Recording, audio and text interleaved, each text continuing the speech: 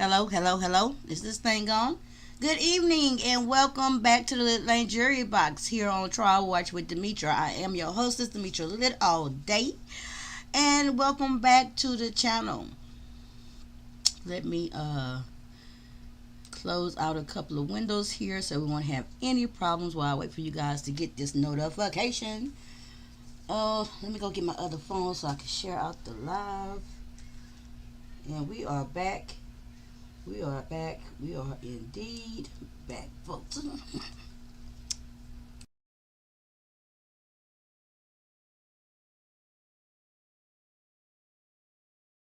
All right, let me grab some cough drops. Okay, let me grab some cough drops.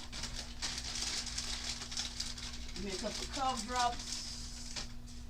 All right, where's my other phone? Where's my other phone? So I can share my live. Hold on, let's see. You would think I would go live and ready, but you know.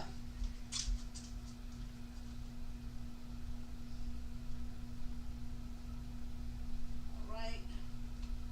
I got my other phone. It's dying. My other phone died. Child, I'm just not together. Let me close my door. I need to get my son to put my green screen back up where it goes. I hope y'all had a good day since the last time I talked to you guys. We are finally finna do the conclusion of the state of Georgia versus LEILANI Simon. Yes, yes, yes, indeed. Let me refresh my chat. I see 9 people in here, but I don't see anything on the chat. Hold on, let's see. I wonder why my old comment chat box from earlier today is still on here. Let me cut it off. Let's see if I can cut it back on. Does it start over? All right, so I see M. Renee. I see Pretty Eyed Shani. Hello. I see Winter. Good evening, good evening, good evening. M. Renee say finally. I know.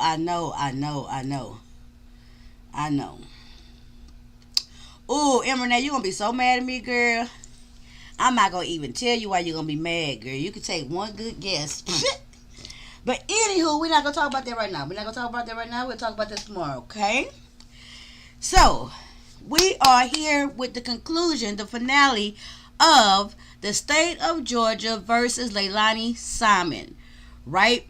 This time, this go around, what is all these different screens open? Let me see, let's see. I don't know what all this is. Let me see. Gotta leave that one on. Hold on, leave that on. I think I got like 2 viewer count things up here. Boom. Okay. So, anywho. Anywho.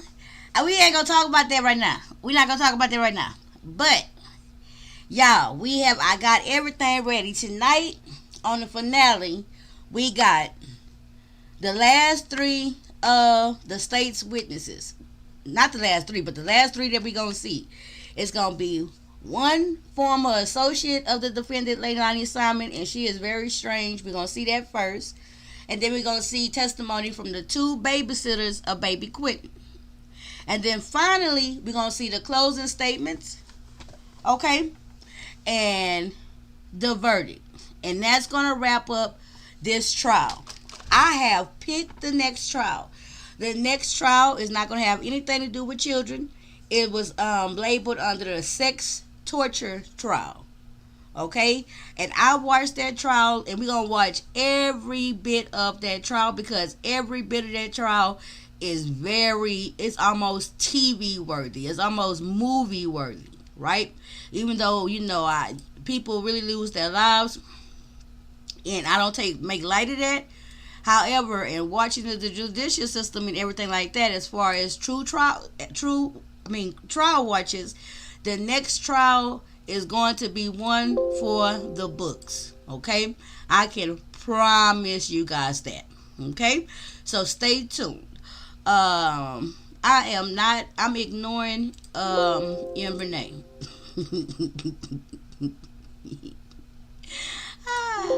Brock look cute. I'm gonna show him tomorrow after I finish him and everything. I did a different haircut on him. Leave me alone.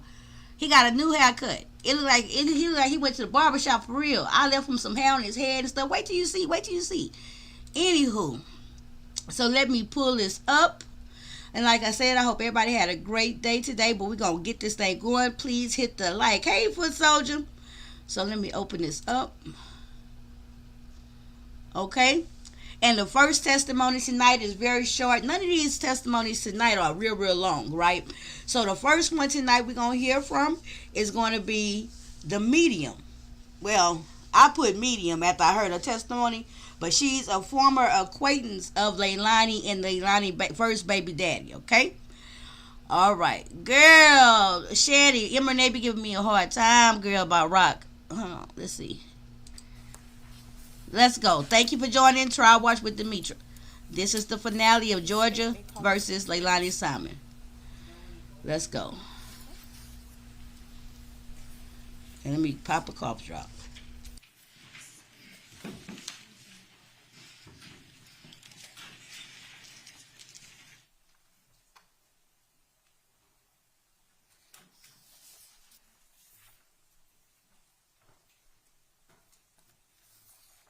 Oh yeah, and last time we had the trial watch, y'all asked me did the defense did not call any witnesses. So that's why we're not seeing any witnesses from the defense. They did not call any witnesses, and LEILANI Simon did not testify. Okay, here we go. Let's start. The evidence you shall give the court and jury in the trial of this issue shall be the truth, the whole truth, and nothing but the truth, so help you God. This way, ma'am.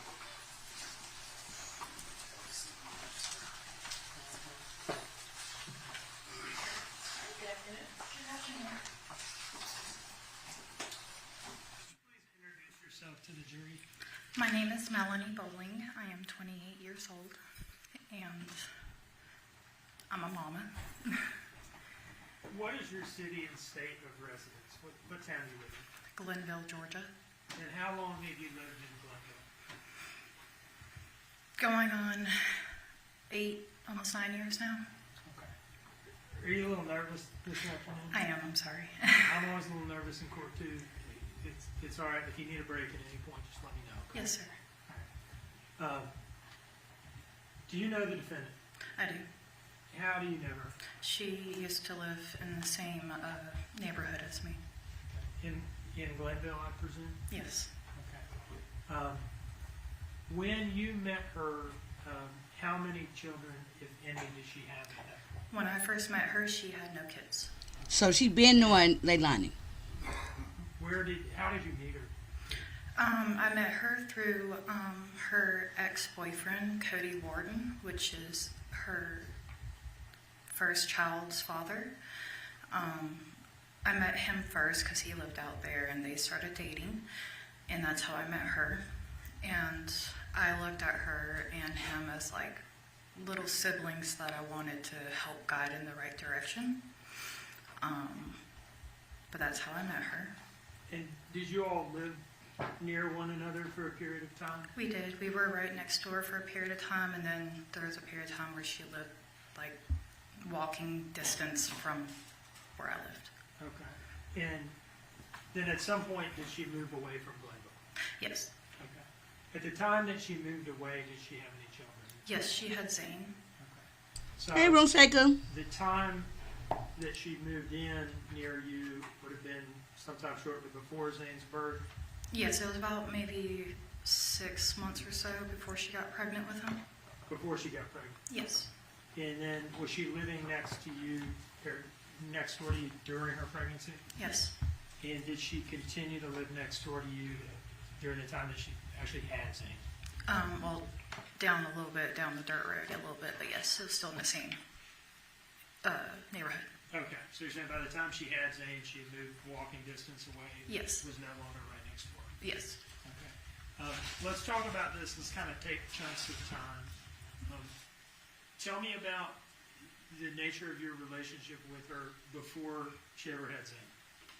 Well, I mean, you know, like I said, Cody, I met him first, and he was going through a hard time. So, like, my husband and I took them. Hey, Kurt Bixon, we just getting started. First witness. Took him in as like a little brother to help. A neighbor that used to know Leilani before she even had She kids. started dating him, and Good evening to you you. know, I got good vibes from her at first. You know, I never suspected anything bad, and I kind of try to guide her in the right direction too.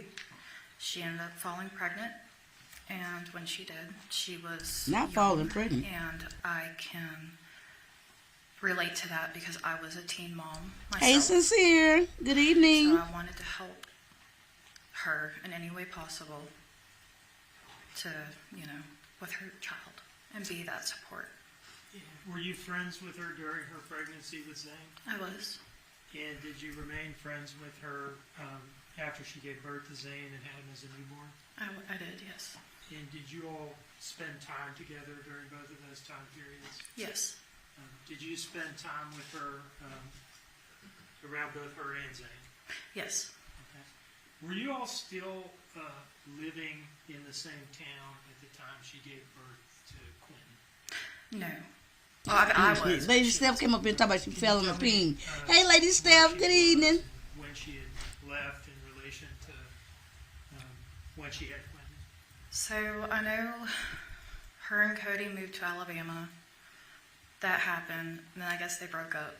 She came back to Georgia to, I think, Waycross or somewhere, wherever Bubba Moss is from. Waynesboro, sound right? Waynesboro, yes, sir. I'm sorry, I get those mixed up. Yes, ma'am. And she came back and she was staying with him in a camper, and she fell pregnant. They Welcome back, split up, Tracy. and she Good went back to evening. Alabama, and Cody helped her. And you've talked about your contact with her during the time she lived near you, Yes, right, in the same town. yes. Did you all have daily or near daily contact at that point? When she was pregnant with Quentin, it was about almost every other day, if not weekly. Well, I want to ask specifically about when she lived in the same town as you. Yes, When she every lived- day. Okay, Yes, every sir. day at that point. Yes, And then after she moved, and I understand it sounds like she bounced around a little bit. she did. What And was the nature of your contact with her after she moved away from Glen? Baby, she ready to text say message something. and phone call, FaceTime. And how frequently did you say that you would have contact with her? So when she got with Bubba, it kind of drifted off a little bit. Bubba was Quentin daddy. And I don't know why. I can't tell you why, but we drifted off a little bit. And then she would, we contact out the blue. She'd call me, I text her, I call her, she texts me, vice versa, just to see how we are doing, I always checked in on her to see if she was doing okay, if the kids were okay, how they're doing, how big they are getting. Hey, Fedora, thank you for coming through. Good evening. Talk to her on the phone regularly during her pregnancy with Quentin? Yes. About how often? She updated me, with every appointment that she had. Did she talk to you during those phone calls about things that were going on in her life? Yes. And tell me again how you viewed the nature of your relationship with her. I viewed her, like I said, as a little sister that I wanted to help guide in the right direction. So you were close. Yes. During her pregnancy with Quentin, where you're having this regular telephone contact with her, did it include calls? Yes. Did it include text messages? Yes. Did it include FaceTime? Yes, a couple times so I could see Zane. Did you ever catch up over fairly long phone calls, or are we talking yeah. about like 1 or 2 minute things? No, these were hour-plus long phone calls. And that's during her pregnancy with Quentin. Yes. During You can't catch me on the phone that during long. that type of contact that you described, did she talk to you about the state of her relationship with Quentin's father, Henry Bubba Moss Jr.? It was rocky. They were fighting a lot. Then was a time where they did break up, and she was depressed. Made some comments to me that were concerning, but they fought a lot. Baby, she wanted to tell it all. The comments that, which I at the time wanted to think maybe she was like depressed and going through something. That was my thought process, but thinking of it now, I don't know. But she would say how she wished maybe if I would have didn't have Quentin, if I would have had the abortion like Bubba wanted me to, he would still be here. Now, is that something she said to you after Quentin had been born? She has mentioned it after and while she was pregnant, yes. Okay. And Okay, so right here, the whole point I think of calling this witness is to give like the defendant's state of mind, or in the defendant's Leilani, her relationship and the way she looked at her attitude towards this baby. Okay, I got this cough drop in my mouth, y'all. Lady Steph, I think she did say checked it. But I think that's the point for this witness, is for her to give Leilani's attitude towards Quentin, the victim, her 20-month-old baby, deceased now. how did you react to those kind of comments? It shocked me. I mean, I was like, like what? Coming with, I have 3 kids myself. I'm not the one to judge, someone on abortions and stuff, but she didn't want to have one, and that's on her, okay? But I did not. It was really shocking. I didn't agree with it, in my opinion. That's my opinion. I want to ask you a couple more questions about those kind of remarks. Yes. You said that she made those remarks both before Quentin was born and after Quentin had been born. Yes. Roughly how many times would you say you remember her saying things like that? Off the top of my head, but while she was pregnant with him and right after he was born, I'd say about 2 or 3 times. Okay. And you said that the nature of the comment was, maybe if I had had the abortion, Bubba would still be with me. And that was a remark she made both before Quentin was born and after he was born. Yes. Can I conclude from that then that Bubba had already left her before Quentin was born? Yes.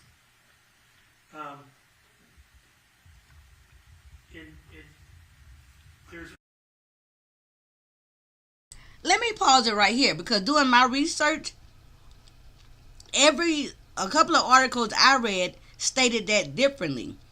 In those articles, including the interview with the baby daddy Bubba, she the one who picked up and left him and went to a different state. He didn't even know she was pregnant at first. So it wasn't a matter of him leaving her because she was pregnant.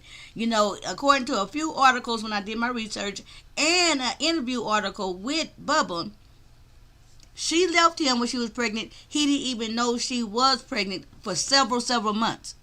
And she was already out of town having that baby. So I just wanted to fill in that little gap. At least sounds like 1 or 2 times where she said this, like while Quentin was a newborn. Yes. A newborn and while he was older, too.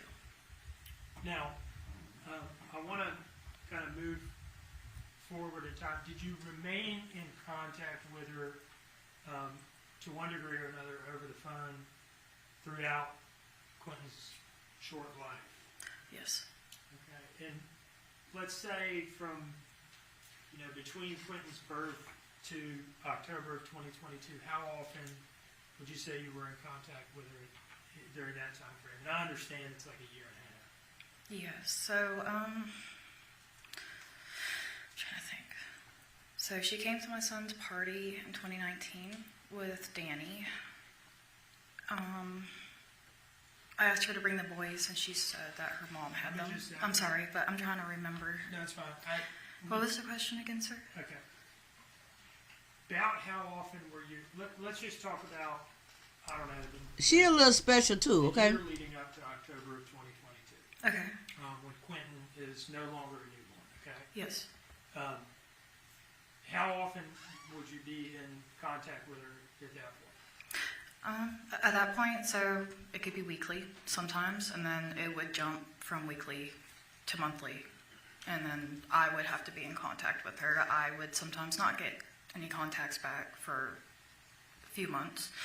Then it come out the blue, she'll contact me and we can go from talking to each other for like 2 weeks straight, and then there'd be gaps again.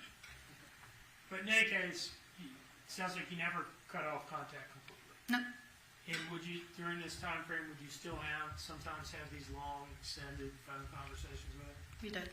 And would she talk to you about things that were going on in her life? Yes. And could you hear the children in the background at times? Always. Was there ever a time on any of these calls that you heard anything concerning directed towards Quentin? I mean, besides, may I repeat what was said? It's cursing.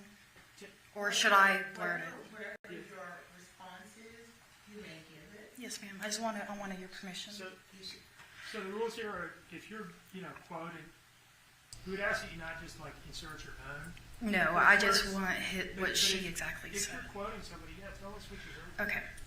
Joe. There's been times when she has been getting on to Quentin, saying, "Will you get the fuck down, you stupid little shit." She will damn. call them assholes, you little assholes. I told you to go do this. Now go do what the fuck I said before I beat your ass. Damn, that's a hell of a quote. Called him a bastard child out of anger. I guess he was doing something like sitting on the Baby. table, and she told him to get down several times. And she's like, this is why I wish I never had you. Wish I would have aborted you, and stuff like that. And I just want to make it clear the circumstances in which you're hearing this. Are you physically present with her when you're hearing these things? No, sir. You're on the phone with her. Yes. And you hear her saying these things over the phone. Yes. When to say damn. Let's kind Right. of break these things down. You said something about her calling him a bastard child and saying Yes. something about his dad. Yes. Tell us what you remember about that. I know when she would get really frustrated with him that she can be unpredictable and say things very harshly that a normal mother would not say. And about, I wish I never had you. Wish I would have had an abortion. Damn, that's I cold wish I blooded. never had your dad. Got with your dad, so I would have never had you. Stuff like that. And are you sure she was referring to Quentin? Yes. And how do you know that? Because she would yell, "Quentin, what the fuck did I just tell you?" And then go on with what I just said. Mind you, the baby was 20 months old when this happened to him. Asshole or something? Yes, asshole. For him acting like a 15-year-old acting, or 15-month-old acting like an asshole. Could you tell over the phone what he was doing, or if anything, or what was going on that caused her to have these outbursts? I could hear the kids playing, screaming, running around, like what kids do. I have 3 kids myself, 2 boys and a daughter. So boys being boys, they get rough with each other. And, that happens, okay? But instead of hey, you guys can keep your hands to yourself, time out and do the separate them or whatever, she would start cussing and snapping and... Wait a minute, Lady Self say the way she throwing her head around, you could tell she talk like that too while she trying to act like goody two shoes. But that is kind of real tough for a baby. You know what I'm saying? Like, golly, I understand sometimes you can get frustrated and you might just, but on a regular basis, nah, that's a little much. Yelling and calling That's a lot names. No. That's too much anger towards a baby. How would you react, if at all? I don't know whether you... I was speechless, sir. But it's something up with this lady too, Lady I would Steph, try for to real. hey, calm down. You're just mad. You don't need to be saying those kinds of things. You don't mean it, thinking, she didn't mean it. That was my assumptions. Okay. But I would try to calm her down and be like, hey, chill out. Like, take a breather. They're just kids. They're little kids. Like, this is going to happen. Did you ever hear... Why she had all them babies close together like You that? talked about what you talked about to this point. Did you Right, Lady Self. characterize it And as Tracy. verbal abuse? Yes, and Oh, I've hey, heard Sassy, what I didn't see you but come I in, can't, girl. like I said, Good evening, Sassy. It's whoopings, so I don't know if she's using her You snuck in on hand me. on their butt. I don't know what she's using. It's on the phone call. Okay, so for that, you're saying you can't say whether it was or was not reasonable parental discipline, Exactly. but you've heard stuff like that. Yes. Did overall, based on all your interactions with her and all your observations, did you develop the impression that she felt differently about Quentin than she did about Zane? Yes, because every time I would speak to her, she would always speak highly about Zane and her youngest one after she was born, but never about Quentin, even though he was the sweetest little thing ever. What kind of things would she say about Zane? What kinds of you would say this? Talking about how well he is, how smart he is, how he knows his ABCs, 1, 2, 3s, so on, so forth. The potty training.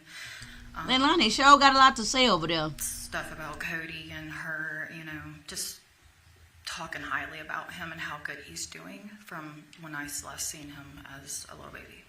And do you remember hearing anything like that about Quentin? No.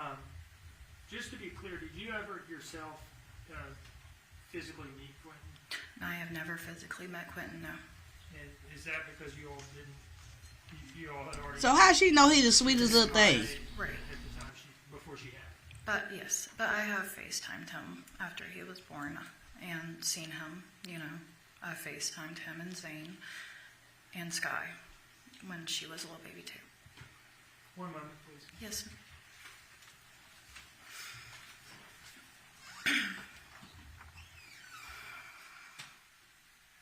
Now I ain't gonna lie, she acting a little special ed, like she having her moment of glory under the spotlight, okay? She doing a whole lot on that No stand. further questions. Uh-oh, here come the defense. He ain't gonna play with her.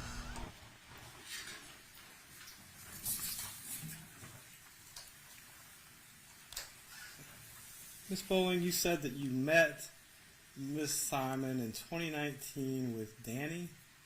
No, I met her in 2017, 2018 when she was dating Cody.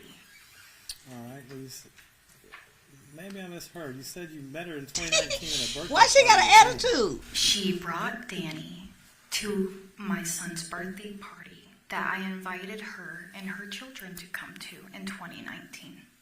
Okay, so you're saying that Danny Youngkin attended a birthday party with you in 2019 with Miss Simon, correct? Correct. Okay. And that's the hill you're going to die on. I believe that was Danny, yeah. That's who it looked like. All right. Are you aware that she didn't meet Mr. Youngkin until 2020? That's not what I'm not aware of. That's because she brought that man to my birthday party. Well, you just sat here under oath and said it was Danny Youngkin. Ms. That's Bowling. what she told me, that was his name, Danny, that she was bringing through messages on Facebook Messenger. Oh my. Ms. Bowling, when was the last time you actually physically... Oh, let me ask you this. When did you ever physically meet Quentin Simon? I never physically met him. Not rolling her neck. So in 20 months of his life, you never once saw him in person, correct? Correct. Right? And when was the last time prior to that that you had met and hung out with Miss Simon? Prior to his birth? His birth. Okay. Prior to his birth was the birthday party, 2019. Okay. So at least 2.5 years prior, well, maybe a year, year and a half prior to his birth then? Well, actually, that was, yeah, roughly, yeah. Okay. Why she got such an At that point in attitude? time, had Zane been born? Exactly, Lady Steph. She was ready for him. So, now you said that originally y'all would talk. She must have been watching on every day. YouTube. Then it was weekly, then it was every other week, then it was monthly, then it was every few months, correct? Correct. Okay. Not really a strong... Yeah, you know they was showing this trial day for day on YouTube, right?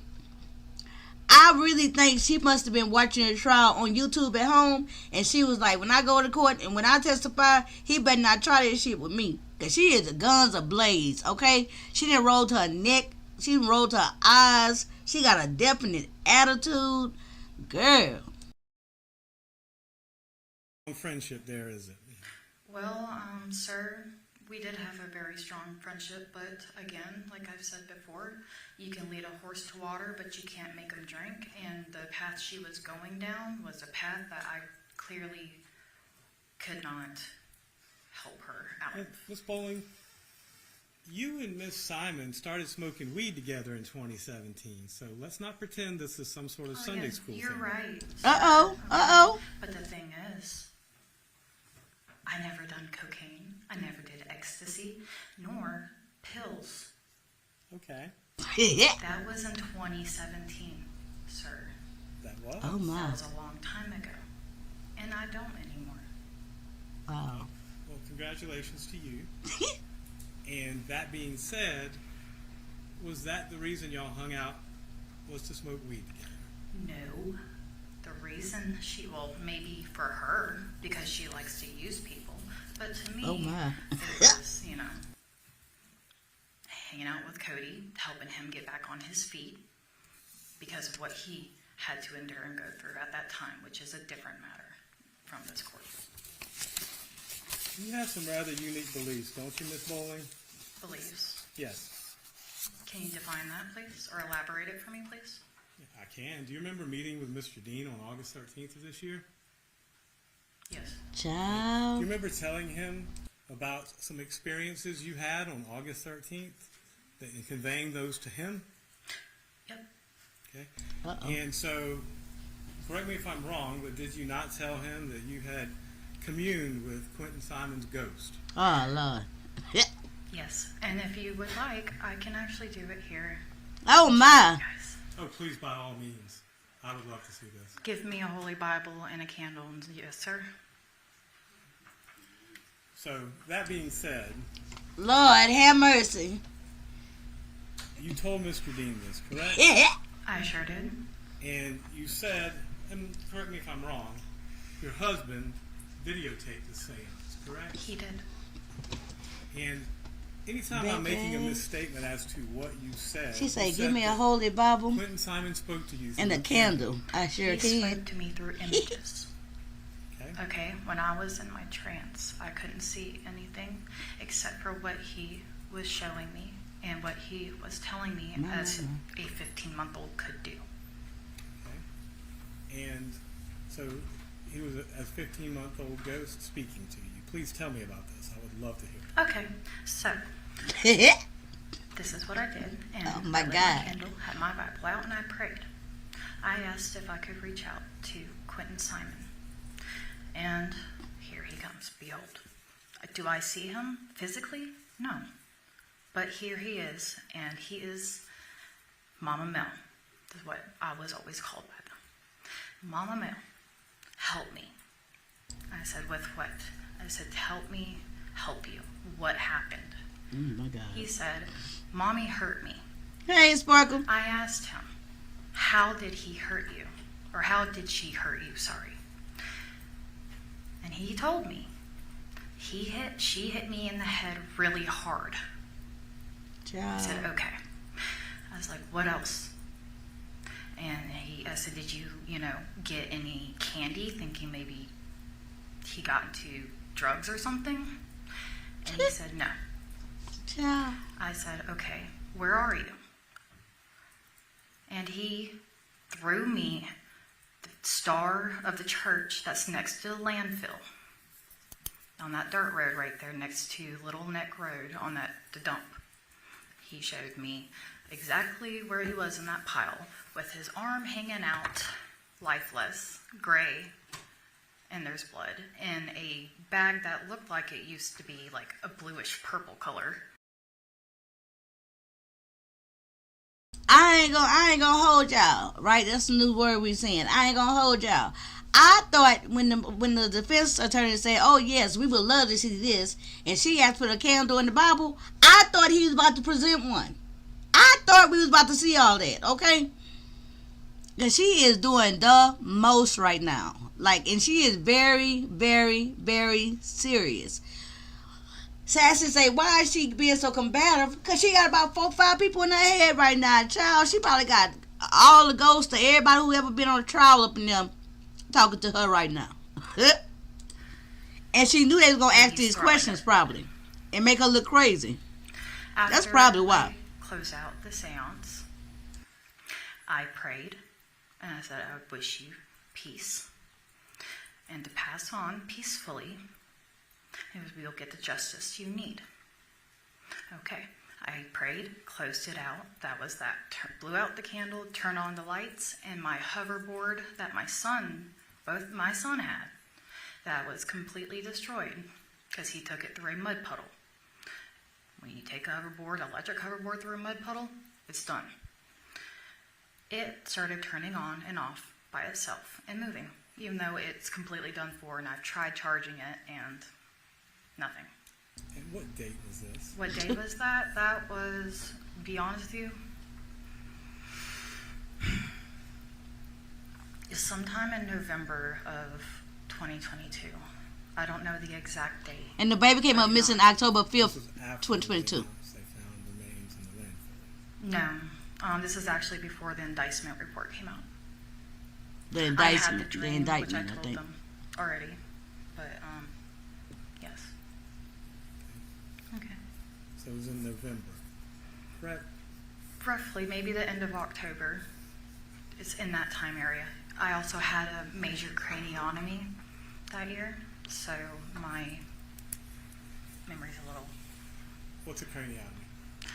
You Okay, Lady you Steph. have to have a major brain surgery. They Hey, take Lady your T. skull off, you know. Yeah, So you had a craniotomy, I did. and you told all this to Mr. B. Talk about yourself.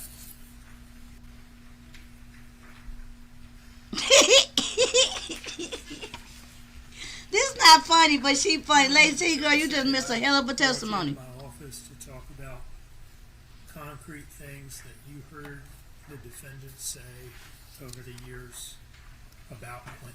Yes, Okay. And that you volunteered the information about the seance, right? I did. Because I don't know if you guys recognize that kind of stuff or not.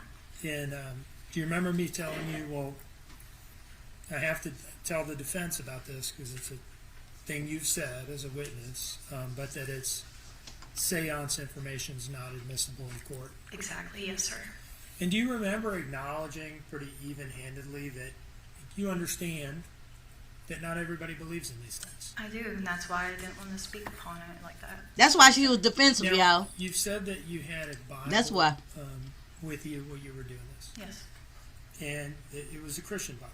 yes, sir. I was baptized and raised as a Christian. Do you remain a practicing Christian? I sure do, sir.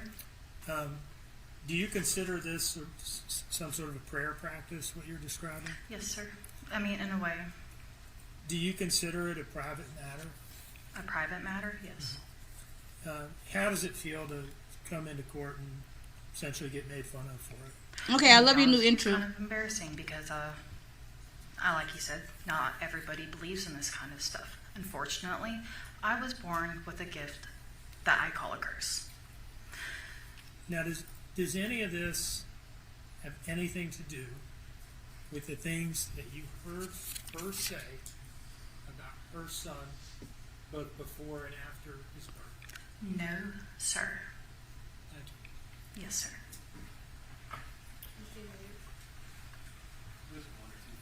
Ms. Bowling, Oh, you're Lord. willing to hold yourself up to ridicule to get justice for Quentin, aren't you? Excuse me? Said you're willing to hold yourself up to public ridicule to get justice for Quentin, aren't you? I guess so. I'm here to get justice for him, so. What aren't you willing to do for Quentin's justice? Well, I've done everything I can possibly for his justice. Thank you so much. Any further comments? No, no. Damn. All right. So that's why I was calling her the medium, right? So that's the testimony and what we gained from her, besides the seance stuff. Hey, H Texas, sweetie. Besides the seance and the medium stuff, what we gathered from her, even though I don't know if I can really trust what she say. Y'all, let me know if y'all think y'all can trust what that witness has said. I don't think I can just trust her. She got too much of a motive, right? They'll say, what's up, Tweety? Hey, Tweety. But if you was to believe her, she knew LEILANI even before LEILANI had her first baby. They would have had a friendship, a neighborship. They talked a lot. And from her, she said and demonstrated how LEILANI had a different attitude towards Quentin. Leilani used to cuss out Quentin. Leilani used to call him a bastard. Leilani had wished he had an abortion, according to this lady. But that lady had a lot going on, and I just don't know. If I was just sitting in the jury box, I think I would have to ignore her testimony. I ain't gonna even lie. I would be like, we gonna just ignore her. Hold on, let me get the next one. And so now we finna hear from the two babysitters. The first one, Talia, was the main babysitter, but she a minor. So you're not gonna see Talia on the screen, okay? So that's what's going on when I play this video. They not gonna show her face. They gonna have the camera like pointed upwards. And then after her is gonna be the mama who was on that news clip. And then it's gonna be closing statements. Sassy say, I don't know if I could trust or believe her. I don't think I could. She was a little thrown off. And she got her own motive and agenda. She didn't set it up in her mind. Like, she already got in her mind that girl is the worst person ever. She already made up in her mind. Like, she already thinks she know what happened. She know, so she can't. Everyone, I don't think please she have a seat. fell. Oh, okay. Let me fix this. Hold on. And welcome back after your break. Let me fix Were the there, did you have any speed. discussions with anyone about the case? Did anyone do any research? Normal. Hold on. Let's see. Okay. All right. Let's begin. Who's favorite and call its next witness? Okay. Hold on. Let's see. Hold on. I think I need to change the speed one more time. Speed. Let me-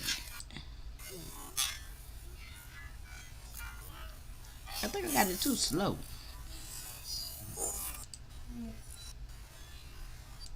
I think I got it too slow. Yeah, I got it too slow. Let's see. Yeah. And before we begin, are we on camera? Oh, that's too fast. All right. Thank you, Chris. Okay, right here. Y'all hit the light. Good afternoon. How are you? Good, how are you? I'm doing well. Thank you for asking. Minor testify. Could you We're please not gonna see introduce her. yourself to the jury here? Hi, I'm Talia McCarta. And how do you spell your first name? TALEA And your last name? MCCARTA. Where do you live? What city and state? Not the address. Savannah, Georgia. Do you live on Buckhalter Road? Yes, sir. And did your family used to provide babysitting services for the defendant's 3 children? Yes, sir. If I ask you how old you are yet, I'm sorry. No, sir. How old are you? I'm 17. Are you in school? Yes, sir. Where are you in school? Homeschool. Okay. And what grade are you? I'm 10. Sorry, I'm nervous. Okay. That's all right. If you need a break at any point, just let me know. Okay. Sir. I understand you're starting a new job tomorrow. Yes, sir. Where are you going to be working? At Larry's Giant Subs. Is that your first big girl job, I guess? Yes, sir. Congratulations. Thank you. Did you know Quentin's son? Yes, sir. How did you come to know him? Through my mom and them and Miss Sandra. And tell us about, well, who's Miss Sandra first of all? Miss Sandra is Tommy, Billy Joe's husband's sister. Okay.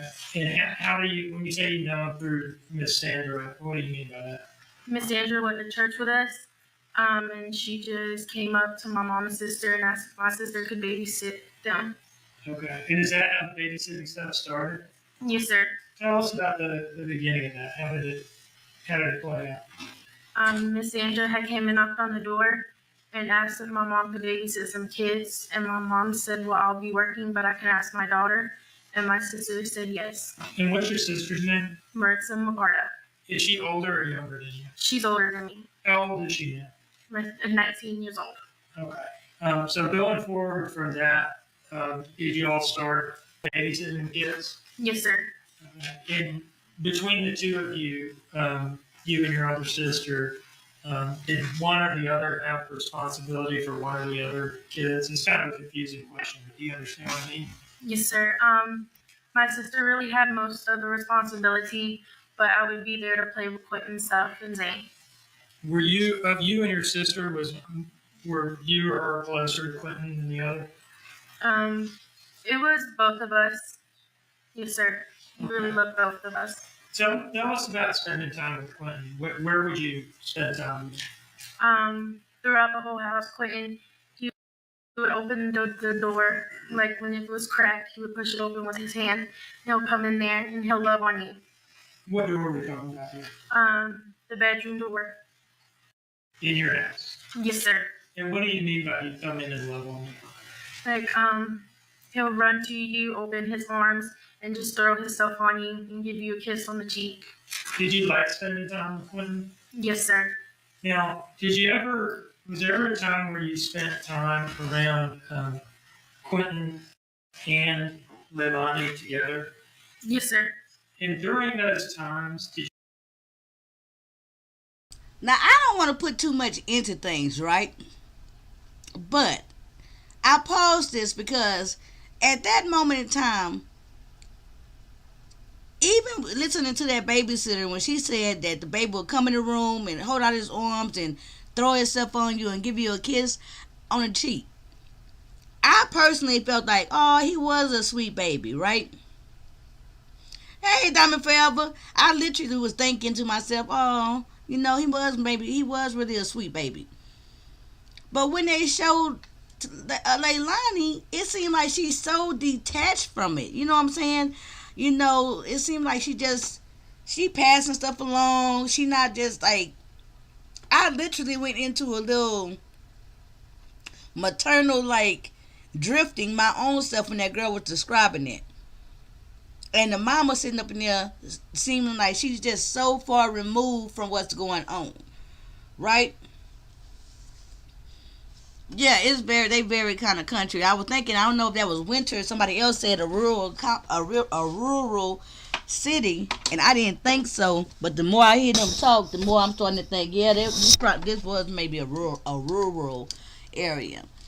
But does she look detached from Quentin in this and anything about him to y'all? She do to me.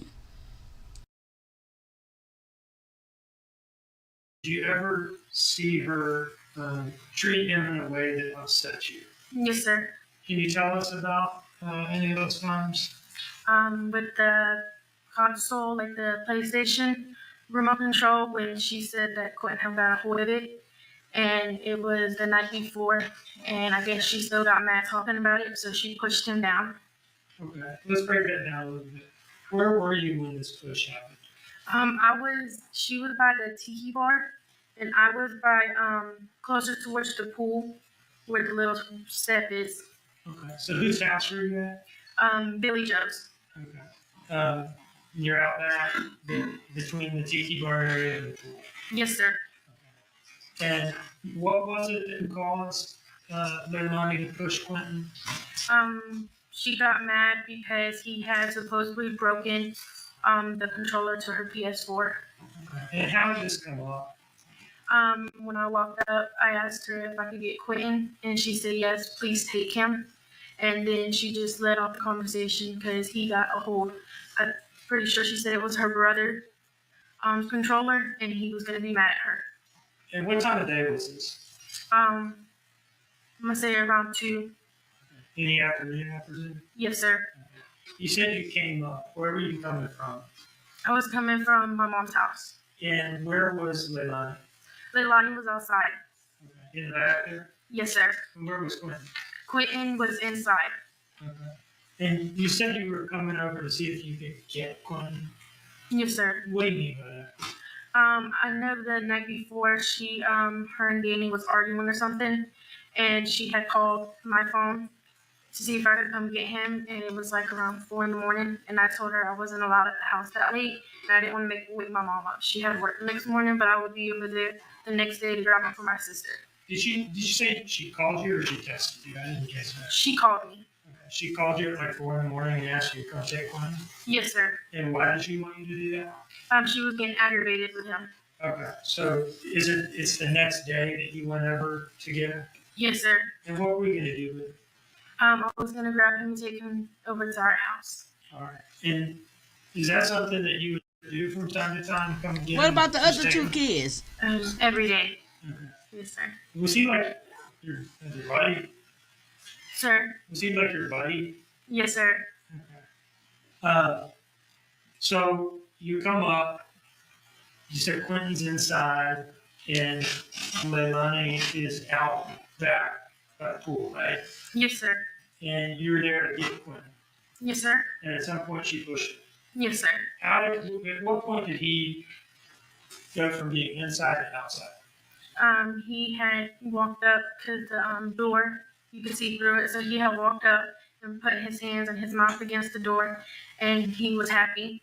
And she opened the door. She put the door handle and she pushed it open, and she was continuing telling me the story. And Quentin started saying bubbles. He wanted bubbles. And she pushed him, took her hand, and pushed the middle of his chest and pushed him. And what was the bubbles thing about? You said he wanted bubbles. He loved bubbles. Okay. Are you talking about like soap bubbles that you blow? Yes, sir. Okay. When she pushed him, what did she use to push him with first? Her hand. And where did she put her hand on his body? Right here. In the middle. And at that point, her hands on his Yup, Saturday at chest, 4 o'clock in the morning. She pushes him. And what happened when she pushed him? He falls on his butt. And what did he do? He looked at me Yep, Diamond. and held his arms out and started crying. And I told Leilani that Correct. upset me. And what did you do it? You okay? Oh. And don't forget, the one testifying is 17 now. She a minor. That's why they're not showing her.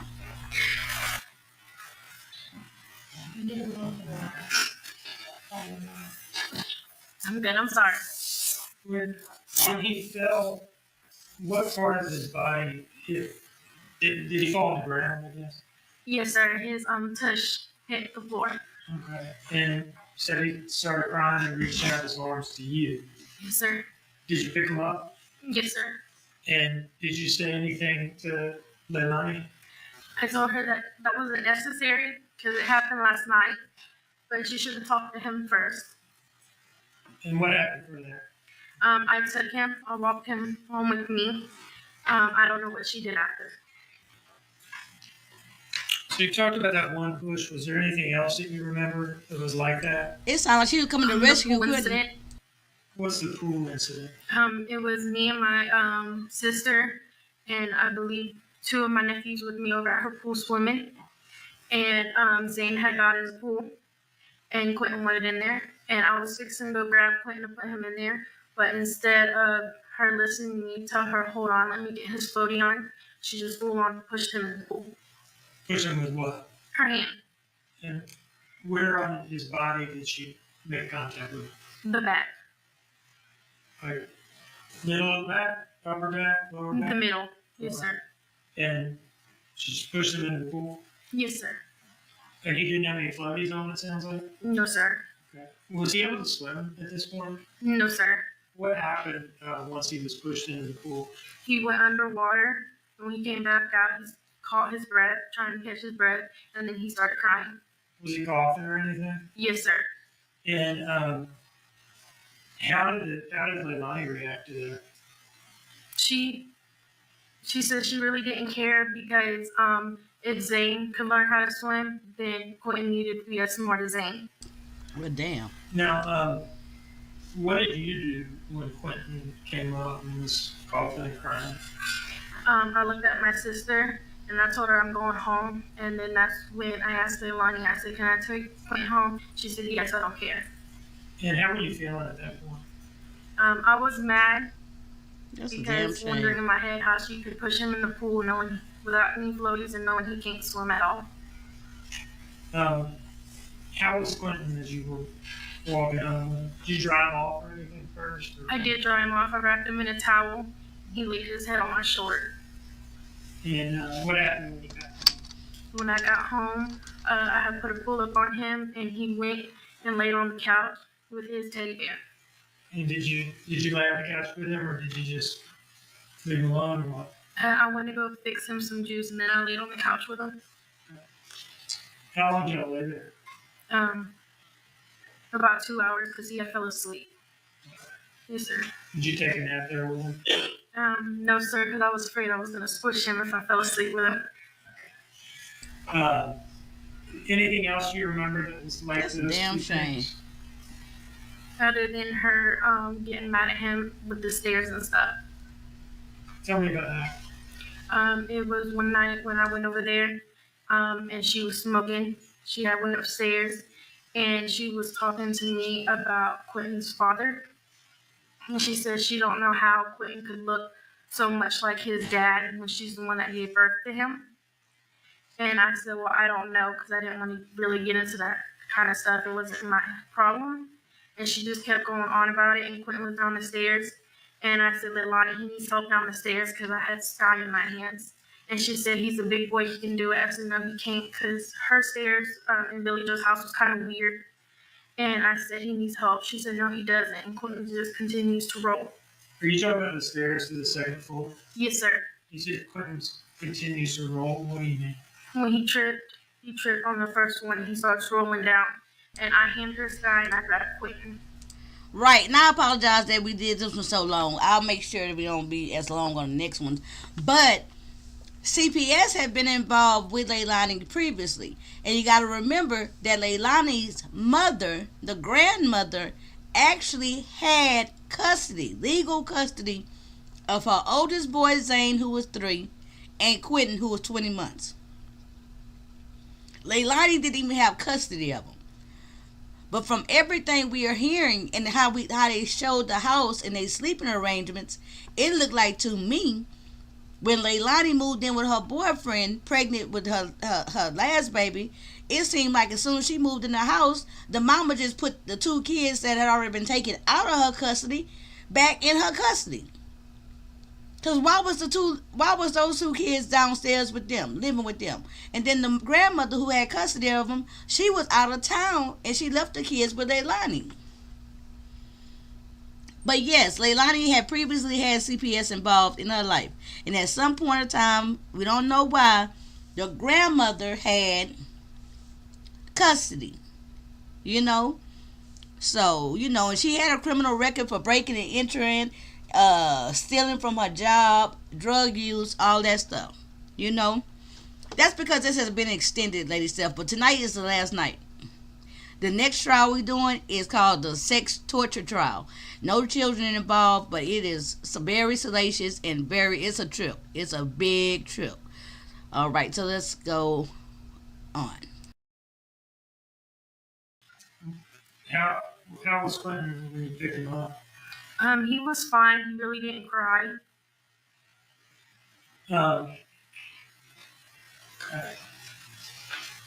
Anything else you remember that was like that? No, sir. You mentioned that incident started with her asking or wondering how he could look so much like his father. What was her kind of voice like when she was saying that? I mean, she sounded happy, angry, sad. She sounded angry. Do you remember if you seem like a pretty mild-mannered person? Yes, sir. But if I asked you to tell me what it sounded like when she said it, would you be able to do that or not? Yes, sir. You want the whole, just how she said it? Yeah. When I walked in, she was like, hey, I got a question. I said, yes. And she said, how the F could Quentin look just like his daddy? I'm the one that gave birth to him. And I said, I don't know, LEILANI. I really don't know. She said, Zane's been my number 1 since he was born, and Quentin's just sitting there and useless. Well, damn. Yes. Yes, sir. She said she a fucking lie. Do you remember telling us She didn't like that? about an incident where LEILANI hit Quentin in the face? I think backhanded was the word used. Yes, sir. You remember telling us about that? Yes, sir. Can you tell us about that now? From the beginning, correct? Yeah. Saying Quentin was out in the street. I was walking to the shed because that's where our laundry room that is. Were you at your house at this point? Yes, sir. Yeah. And you said you have a laundry room in the shed. Yes, sir. So what were you walking out to the shed to do? Do my chore, which was transfer the clothes from the washer into the dryer. And at what point did you see Zane and Quentin? When I was going towards the shed. And what were they doing? They were by the mailboxes on the other side of the road, going inside the ditch. Okay. Were they in the road or next to the road or what? They were in the road. Okay. And were there any adults with them? No, sir. What time of day was this? It was a little bit more. I'm saying around 11 or 12. Okay. And when you saw them out there, what did you do? I ran Ran where? to get Quentin and Zane. What happened next? Exactly, as I Lady was going Steph. to get them, there was a white car passing with a lady inside of it. I'm sorry to stop you. I don't mean to interrupt you because you asked from the beginning and I did say yes, right? Yes, sir. But I don't want you to tell us anything about what anybody said to you other than things that the defendant said to you. Okay? Yes, sir. So let's skip the white car part, all right? So after the white car drove by, what happened next? I took the kids back to my mom's house. My mom told me to take them to Leilani's. So, Don't testify about anything anybody else said. yes, sir. Okay? All right, thank you. Okay, so you went back to your house and you said at some point did you take them back to Leilani's house? Yes, sir. And why did you do that? My mom told me to. Okay. And where did you take them when you took them back? I took them when I entered. It was behind where the pool part is. The Okay. back. So you walked around the back. Yes, sir. And you had both of the kids with you at this point? Yes, sir. What happened from there? I kept knocking on the door. Leilani would not answer. And I kept banging and banging. I just continued to bang until she answered. She came outside. And I said, Leilani, Quentin and them was on the road. And she was asleep. And instead of her taking knowledge of what she had done and wasn't awake with them, she just backhanded Quentin in the face. Well, damn. Can you describe that in a little more detail? What did it look like? She raised her hand all the way back, and she just backhanded him. When she did, his head hit the concrete. Where on his face did her hand hit him? Right here. And you're gesturing, I gotta say this for the court reporter and transcript and all that, you're gesturing towards like your cheekbone. Yes, sir. And you said that this knocked him down. Yes, sir. Did she hit him hard? Yes, sir. And when he fell down, what happened? I looked at her, and then he started crying. He got up. When I lifted him up, he got up, and he ran to me, and he started pointing to my mom's house. Did you say that his head hit the concrete out there? Yes, sir. Okay. And he ran to you, and you said he started pointing? Yes, sir. Pointing directions to my mom's house. Were you He holding wanted to go. him at that point, or was he still on the ground, or what? I think it was after a minute I did pick him up. Yes, sir. Okay. And his pointing towards your house, what did you take that to mean? I knew he wanted to go with me, but Leilani wanted him Hey, to simply. Okay. Did you take him home? I believe I took Quentin home because she didn't want me to take his name home. Were there any other incidents? I believe what this girl said. Y'all believe her or no? Yes or no? I believe her. Pushing him, hitting him, or anything like that? No, sir. Okay. Was there anything that you heard, other than what you've already mentioned, and you've talked about some of this stuff, was there anything that you ever heard her say that caused you to believe that she didn't like Quentin or didn't feel the same way about him as she felt about Zane? Yes, sir. Can you tell us about those things, that if the ones that you haven't mentioned yet? Yes, sir. She would call me over there and ask if she could talk to me. And I would go over there, and she would just complain about Quentin, how Quentin wasn't like Zane. He wasn't smart like Zane. And So y'all that believe her too? the I only do too. reason that she loved Zane and she didn't love Quentin is because Zane's been through everything with her, and Quentin hasn't been through nothing. Did she ever point blank tell you anything about whether she had any feelings of love or affection towards Quentin at all? Yes, sir. She told me she did not love him at all. Well, So- damn. Yes, sir. Where was Look that? how she looking. We was on the back porch. He was in on the back porch. There's like a play area with a gate. Is that with the brown couch in it and slide and stuff like that? Yes, sir. Okay. And who was, you were out there, was Quentin out there?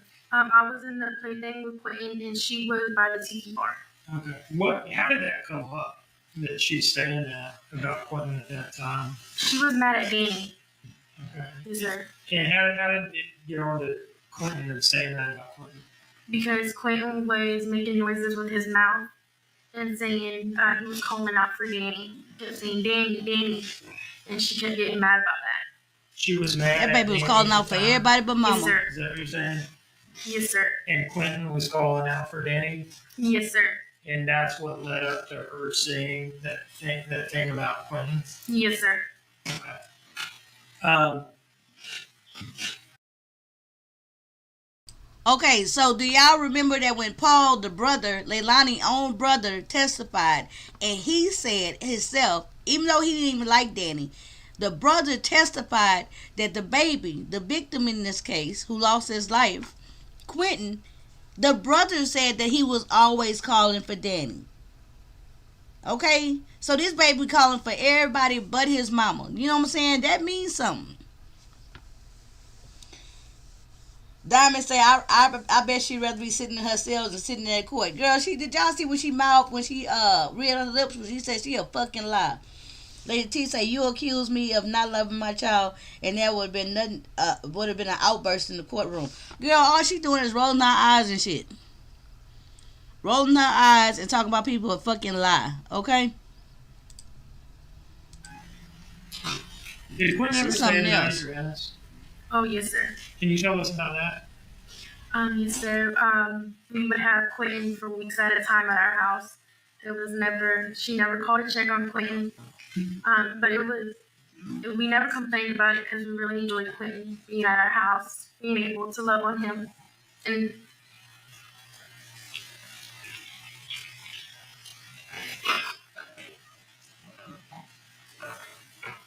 This girl done cried more for Quentin than the mama did. Have. And she a minor. That's why they're not showing her. She's 17 now, so that means she was like 14, 15 when Quentin lost his life. I'm sorry. You listen? Yes, sir. Think you're ready to be done with this now? It doesn't matter. I'm fine. You sure? Yes, sir. Were there times where Quentin would sleep over at your house but the other kids wouldn't? Yes, sir. How did that come about? How did that happen? When Leilani would say she's coming to pick up the kids, she would be like, "Oh, I'm coming," or Danny's coming to pick up the kids. Quentin would never want to go when it was her, so she was like, "You can just stay here. It's fine." How was Danny with Quentin and the kids? Danny loved the kids a lot. He was good with them. He treated them how they were supposed to be treated. No further questions, John. Very true, Diamond. Diamond saying about they witnessed all this stuff, but they never reported anything. I guess their way of helping was trying to have Quentin as much as they could. Here goes the defense. You were asked to talk about these incidents with us. You noted that these incidents happened in May, June, and July. Pause. This is a trick question for the Lit Lane jury box. Why do y'all think that this particular defense attorney is the one who questioning Talia? That's the girl name who testified. Why do y'all think is this attorney who questioning her, not the other guy? That's a trick question. Let's see what y'all say. Of 2022. Is that correct? I didn't say. I said I didn't know the exact months. Okay, well, the different incidents we've talked about. Yes, sir. All the incidents that you named, can you tell me when they happened? No, sir, I cannot. Okay. And when you saw them happen, the things that you've described here in court, did you call anybody like the police? No, sir, I did not. Did There you go, you Diamond. call anybody like DFAX to report Leilani? No, sir, I did not. The PlayStation controller push you described. He fell back on his bottom. Yes, sir. Okay. Did you see any kind of a bruise or a mark or a cut or anything on Quentin as a result of the push you say you saw? Not at the time, no, sir. And the pool incident, you obviously that was in the warmer months, but you can't say when that happened either, can you? I know it was in summer sometime, but I don't know the exact month. Okay. And in Savannah, summer can be a pretty long time. Yes, sir. Same question as before. Did you call the police about it, or DFACS, or any authority to report LEILANI Simon? No, sir, I did not. The stairs incident, I think he went down the stairs and you got to him, but he didn't cry, did he? Not for long. He didn't really let out a long one. And you didn't see any marks or injuries or bruises? Yes, sir, I did. Okay. What kind? It was a bruise on right here by his head. Okay. Now the roadway incident. Yes, sir. Okay. As I understand it, you were at your house and you saw the boys out there near the road. Yes, sir. All right. And you went there. Actually, you ran to them, did you not? Yes. Okay, so nobody answered my trick question. So this is my theory. My theory is this. I do believe, because we got a minor on the stand, and y'all got to remember, this is a jury trial, right? I believe that this particular attorney, instead of the one who always asks the questions, they sent him up to bat to ask the questions so that he wouldn't turn off and alienate the jury. If that other dude would have came and asked the girl questions, y'all know he got a real snarky attitude. He real direct. He real nice, nasty. So they knew not to let him go and ask this young girl no questions. Because he had the other attorney ask her the questions and been mean and snarky, like he have a tendency to be, that would absolutely have turned off the jury, right? So at this moment in time, no. This is LEILANI actually has 2 defense attorneys, yes, and he not representing. This is actually LEILANI's attorney as well. Okay, so we heard him question, like, I think we might have seen him question like one other person, and we definitely heard him do the opening statement.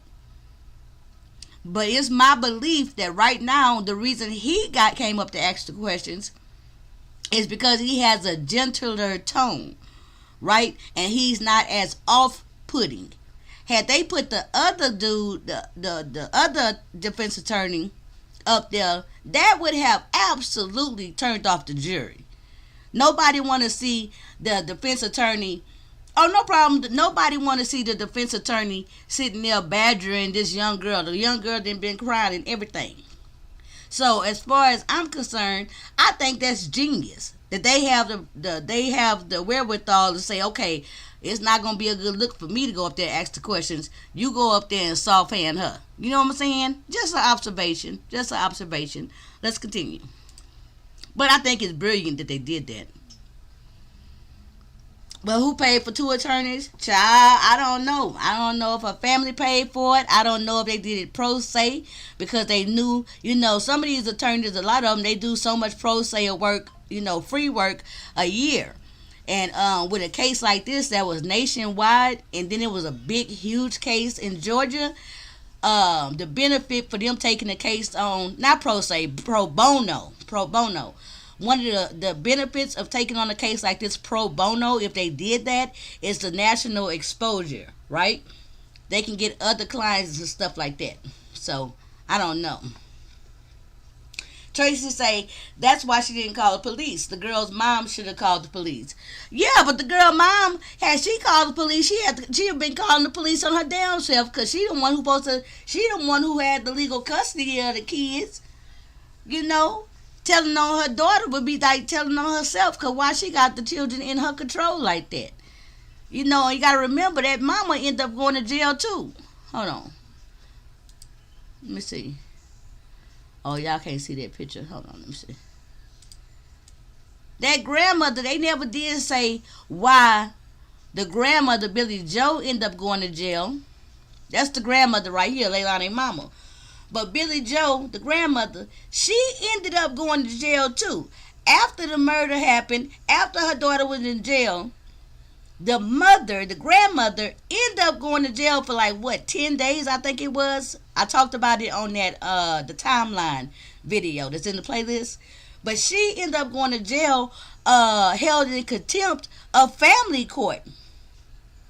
But they never did release the information with all the details. And also, I told y'all in a previous video, I think the same video, in that video that's on the playlist that say police report, the child support order, and documents, legal documents. On that video, I also told y'all about, I'm talking about the grandmother. That's when I showed y'all a picture of when they was doing when the police was doing a whole full-on search of their house after the baby came up missing. LEILANI and her mother was at the bar taking shots of Patron and flirting with the waiter. And it was LEILANI and her mama sitting there taking shots, over $100, almost $200 worth of shots, the news article said. Oh, I'm sorry, Tracy. What you say? Hold on. I said the wrong one. Oh, the girl's mom. She gonna testify next. That's the one we gonna hear next, Michelle McCarter. And we saw her on the news report. Oh, excuse me. I keep hitting the wrong button. Oh, I'm gonna get y'all sick. Oh my God. Let me get another cough drop. Let me do this. So it was a lot going on in this household, right?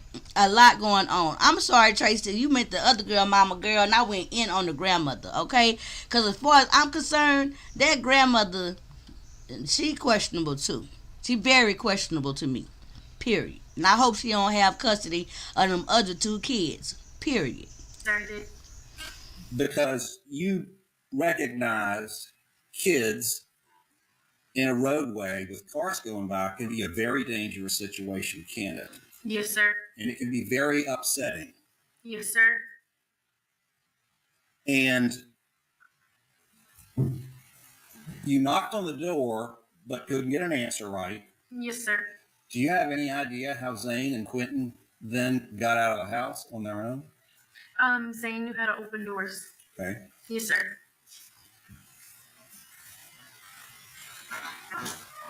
And right now, in recounting these different incidents, you can't give an exact date about when they happened, can you?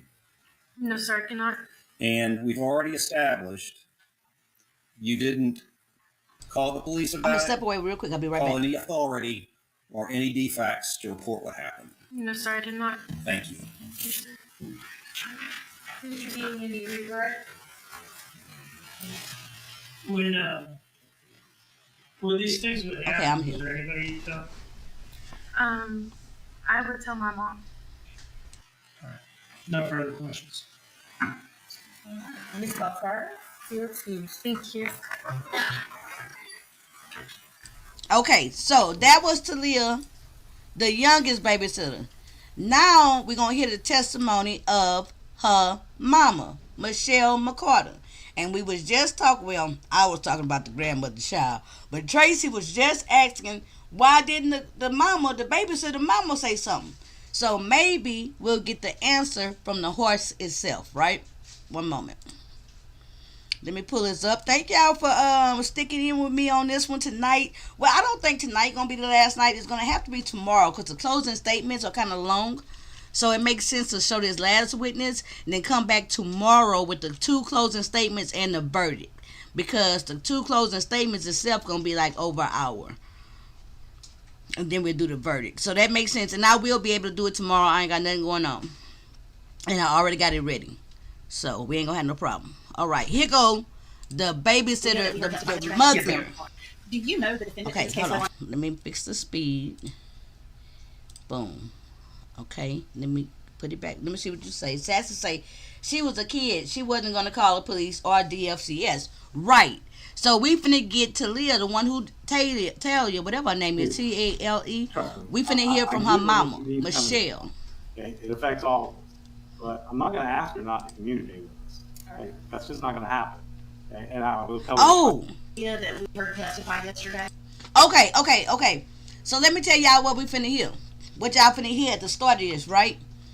Now, remember yesterday, okay, not yesterday, but in the testimonies we just seen, right? With the lady who knew her, the medium, the seance one, right? And then Talia. At that time, when we was watching the testimony, we just sat here and watched it. I was just talking about how she was saying stuff like she's a fucking lie and stuff like that. So, overnight, before this testimony right here, the judge got notice that the camera showed LEILANI threatening and saying stuff like she a fucking liar and making mouth gestures at the woman. So the judge just admonished LEILANI about doing all that talking and making all them side remarks when the witnesses testifying. Okay? So that's what's happening right now on here. Okay? Let me see. Yes, ma'am. Do you know the defendant in this case, LEILANI? Hold on, I think I rewinded it or something. Let me close my door.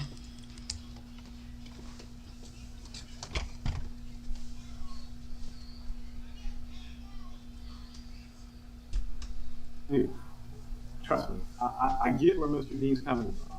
Okay, it affects all of us, but I'm not going to ask her not to communicate with us. Okay, that's just not going to happen.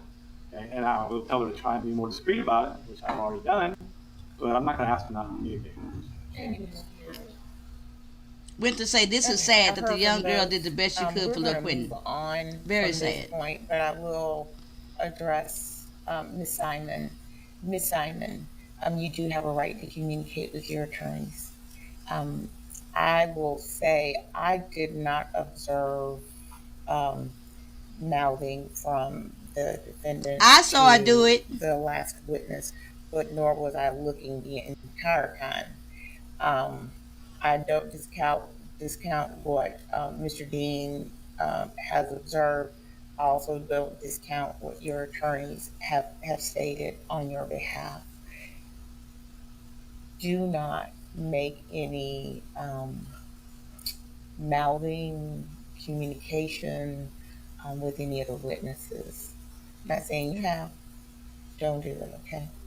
Speak to you are free to speak with your attorneys, but we'll let it stay there. Okay? All right. Remember, she literally said you a fuck. She said she told that girl she's a fucking liar. I pointed it out to y'all, and then she kept making like different faces. It was like saying little stuff and everything. So that's what they talking about. So they just got her two in together, like Views of You would say. Okay, but yeah, Winter, it's very sad. That's a lot for that little girl, that teenager to experience. Because when she just testified, she's 17 now, but she was all of 14 and 15 then, and she got attached to that baby. And for a young girl to get attached to somebody's baby like that, have to take on the burden of worrying about the baby's well-being, and then the baby come up unalived, that's a lot for a neighbor kid to have to just go through, right? You know, that's a lot. Okay. Thomas say, oh yeah, the jury is ready to deliberate. Which one? The LEILANI jury box? Let's see. Okay, so the last testimony tonight, and we're going to close it up, is the mother, Michelle McCarter. Tomorrow we'll have the state closing argument, the defense closing argument, and then I think the state did a rebuttal. And then we'll do the verdict, okay? And the next trial we're going to start next week. We'll start the new trial, and it is the sex torture trial. And that trial is off the chain, okay? But let's continue. Thank y'all so much for supporting this content. So, other than that, is there anything else from the state at this point? Hey, watching. Mr. Thank you. Well, Ms. Parker is going to be handling the first witness today. She does not have a microphone. So the question would be, is there a second microphone? Is that a microphone up there? Hold on. Do you know that? Okay, here you go. Court at 9 o'clock, we had a couple of matters that we had to take up first. but we're going to move in. But I must ask you the question. Has anyone done any research overnight? Okay, so they Has just not anyone bring the discussed jury case in. overnight? Has Diamond, anyone, please wait till I get heard home, 4 anyone p.m. discuss the case Pacific. around Yeah. 6 o'clock, after 6 o'clock. Oh, yeah, for sure, Diamond. And with that, That's we a certain- are that's a going certainty. to turn to the state, and the state may call its first witness. No, what happened to Michelle? Wait a minute. Wait. Thank you, Your Honor. The state calls Michelle McCarter. Okay. Oh, the first witness for today. Okay, I'm tripping all the way out.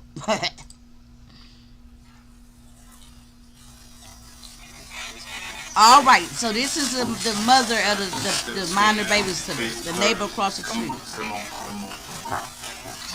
Raise your right hand, please. The abuse the evidence should be in court, and the jury in trial decision should be the truth, the whole truth, and nothing but the truth.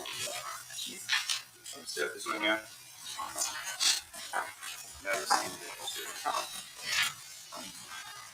We saw this lady on the news report. Good morning. Ms. Parker. Can you tell the jury your name, please, ma'am? Michelle McCarter. And are you the mom of Talia that we heard testify yesterday? Yes, ma'am. All right. Do you know the defendant in this case, LEILANI Simon? Yes, ma'am.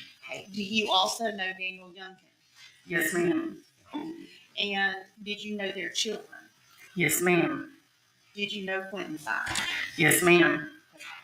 Before we get deeper into this, I want to show you what's been marked as State's Exhibit. And, may I approach, Your Honor? Yes.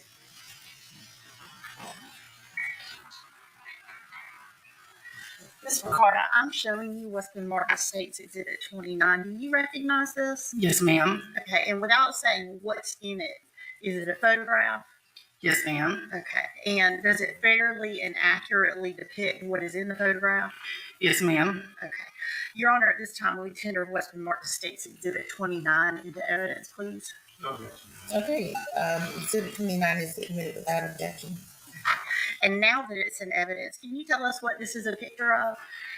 This is a picture of Quentin when I was off. We took him to a lobster to eat. Okay.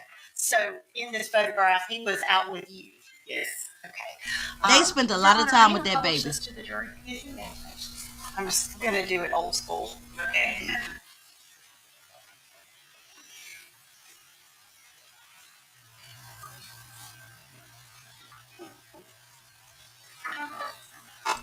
So she's taking a picture up to the jury and actually showing the jury. That's old school. Instead of putting it on the projector so all of us can see. And Tracy said she looking like, here goes this bitch. Right. Exactly. Become acquainted with the defendant and Daniel. Through a church lady that went to church with us for many years. Okay. And who was the church lady? What was her name? Sandra Howell. Okay. And was she related to them in some way? She was the sister of Billy Joe's husband. So that would be, she was the sister of the defendant. So she was a step auntie. Yes. A step aunt. And did she introduce you to them? Yes, ma'am. Okay. And what was the purpose of her introducing you to them? She had been keeping the children and her knee got real bad. So she asked if me or my daughter or both could watch them because she wasn't able to do that anymore. How many daughters do you I have 3 daughters. Okay, and which daughter was going to help babysit? Maritza McCarter. Okay. And is that your oldest daughter? No, she's 19. She's my middle. She's the middle one, and then Julie is the youngest. Yes. Okay. So did you go and meet with the defendant and her family to perhaps babysit the children? Ma'am, Billy Joe had called me on the phone a couple days later. Okay. And did she set up the babysitting arrangement? Yes. All right. That's a little bit weird because, and I haven't heard her testimony, so this is a little bit strange the way she's like saying it, because they live exactly across the street from the family. So did she not know them in that family? Like this, was she not in communication with them and know them personally before babysitting? Because it sound that way. And that happens with neighbors, but you would think. Anywho, let's continue. Do you remember approximately when this was? We started watching Quentin and them around the end of January, February of 2022. Okay. And that would have been before Sky was born. Yes. So at that time, when you first started babysitting, there were just the two boys. Yes, ma'am. Okay. And about how old would the boys have been then? Quentin was young, maybe 9 months, 10 months. Okay. So they would have been, Zane would have been a toddler. Yes. And Quentin would have been an infant. Yes. When you first started babysitting. Yes. So how did it work? Who brought the kids to your house?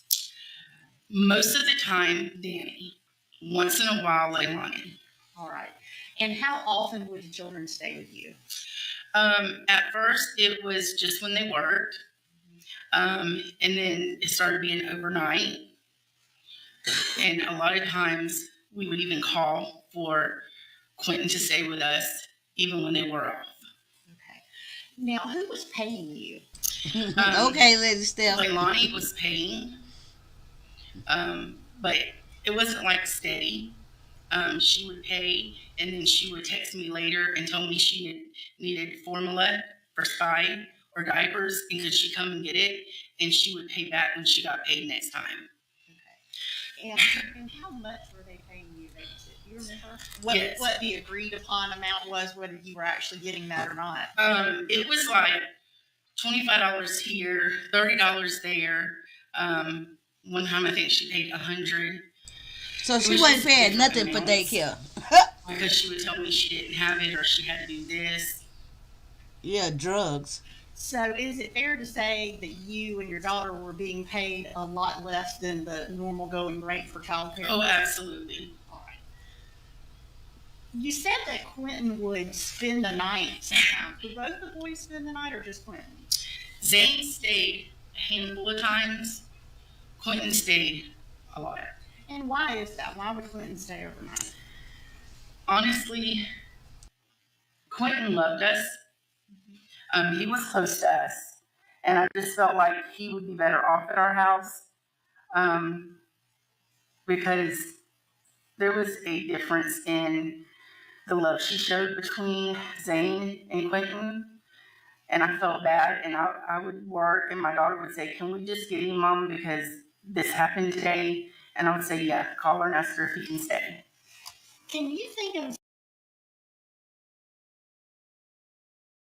Okay, so I stopped because Tracy says, why would they call for the kids even when they were at home? And I think what you mean is, why would the babysitters call to keep Quentin even when Leilani and them was at home? Because they saw how Quentin was getting treated. You know, I think that's why they had the baby over there so much. It became a labor of love and not so much about the money, because we just heard them say they was barely paying anything for babysitting. Like next to nothing. Right? And then it's so trifling that she even have diapers and formula that she supposed to have in her own house. She was literally going across the street to the babysitter's house to get diapers and formula from them. So I think they was calling getting Quentin just so he can be somewhere somewhere better. You know? Yeah, I think she's explaining it now. Yeah. And that says a lot. You know what I'm saying? That's a lot to say about, if I was sitting in that jury, not the little jury box, but that jury box, I would know, hey, that's an indication of some real serious problems. And why would she let her baby be over there all the time? Why wouldn't she want her baby more at home? Why would she let her one baby stay across the street for a couple of weeks at a time? You know what I'm saying? That's weird. That shows an attitude of indifference, a lack of care and concern, a lack of attachment. You know? Some examples of how the defendant treated the boys differently? Well, she was working at Bojangles, and she had brought food home. And she bet Quentin loved food. And every time he seen a bag, he would want it. He's little. She would feed Zane before she fed Quentin. Every time. And I just thought that was strange. So, do you mean she gives Zane food and make Quentin wait? Yes, ma'am, She absolutely. wasn't physically feeding Zane. No, she would give him the Just food, give him food. and he would eat, and then Quentin would be, whining and wanting it, and she would give it to him eventually. Well, damn. Did you ever say anything to her about that? I did not. Are there any other ways that she treated the boys differently that you noticed? Just by the way she talked to him, when she would, once in a while that she did come and pick them up, she would, grab Zane and he would hug her because he was close to her. I mean, you could definitely tell it. And then, Quentin, 99% of the time wanted to stay with us, and he would start crying. Now, if Danny come and picked him up, it was different. How did Quentin act if Danny came? He would go with Danny. He wouldn't cry to stay with us. He loved Danny. He would, Danny would pick him up and he'd hug him. Did Leilani ever talk to you about how she felt about the boys? Yes, ma'am. She just, one time, and my daughter had more talks with her than I did. I didn't really talk to her that much. But she just said that she loved Quentin more. I mean, Zane more than Quentin. And, I didn't question it. She's a crappy mom. I knew that. But Not she a crappy mom. I would always call Billy Joe when I seen things that was going on. Okay. Did she ever, in that conversation, did she explain more about, like, Zane had been through things with her? Yes, that Zane had been her ride or die his whole life. And she did not like Quentin's father. So, other than what you saw in your own home, did you ever see things outside? Like, did you ever observe the children at her house or outside their house? On one incident, my daughter was going to our shed, that's where our laundry room is, and she had come running in and saying, "Mama, Zane and Quentin is in the ditch." Well, it was the road on the culture, but the ditch is right here. And Quentin was actually in the ditch, and Zane was trying to get him out. Did you go out and see the kids outside? I did. And at some point, were they returned home or took back to your home? They was returned. I asked Leah to take them home and find out where Leilani was. I immediately called Billy Joe. The grandmother, And Billy Joe. observing these kinds of things, did you ever report it to any authorities? It had been reported. There you go, It y'all. had happened several times even before we started keeping them that I didn't know about, and it had been reported. Do you know what authority, if any, it had been reported to? FISHTANKS. So there you go. It had been And reported. you say it had been reported, so were you aware of somebody other than you reporting it? Okay. If you could say yes. Yes, I'm sorry. That's okay. And I won't ask you what they said, since we're in court. I just need. Very true, Lady Steph and Tracy. Didn't say it. Let's move to the day that Quentin disappeared. Yes, ma'am. Do you remember that morning? Yes. All right. Well, actually, let's talk about the day before we move to that. Mm-hmm. The day before, were you supposed to watch the children that day? Yes. And what happened? They picked up the kids. I did watch them. And Danny come and picked them up. And they were supposed to come back the next day. And around about 5:28, 5:29, I got a text from Danny saying that Leilani was keeping the kids today. Okay. Now, had that happened before where she would not go to work and the children would stay at home? No, because even if she didn't go to work, most of the time she sent them to us because she wanted to sleep. Okay. And how do you know that? Because, and she would stay at home because one day I had them and me and my daughters were taking them somewhere. And when we rode by, when we got in the car, she was on her front porch, it's like a little porch. And when she seen us, she actually ducked down and hid from us because she was supposed to be at work. But it didn't matter. We loved Girl, him, not so duck. I would have kept him anyway. Not ducking the babysitter. Tell us a little bit about what Clinton was like. Like, what did Clinton like? How? I mean, I know he was very young. He wasn't even 2 years old yet. But were there things that he said or things that he liked that you know about? Yes. He loved cheese. Every time I would get home from work, he would want mac and cheese, and he would go to the refrigerator and he would get my Exactly, cheese out. Diamond. Cheese for me. Diamond say she wanted to do her drugs in peace. Exactly, Mundo. Exactly, Amundo. She did not need them kids blowing her high. Period. I did it for him, and if I would have let him, he ate the whole thing. He loved Blimpie. He loved Bubbles. Anytime we could go to the store to get him Bubbles, he just loved them. He was a very happy baby when he was with us. And you said that he would spend the night. When he would spend the night, where would he sleep? Usually we would all make a pallet in the floor, and we would let him watch Blimpie until he fell asleep. Okay. And what is Blimpie? It's a cartoon. Yes, ma'am.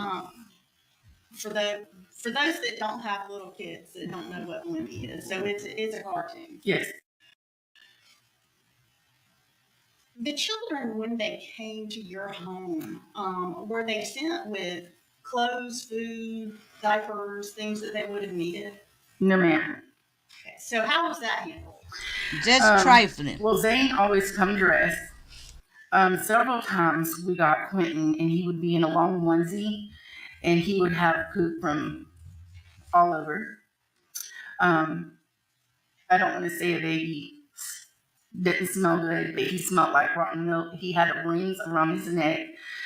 We'd immediately bathe him and put him fresh clothes on. That's Did horrible. you keep clothes for him at your house? I did, because I had to tell Billy Joe that she wasn't sending anything for the kids. Okay. And did Billy Joe give you money to get clothes? Yes, we went and got clothes. I took pictures of the clothes and the receipt and sent them to her.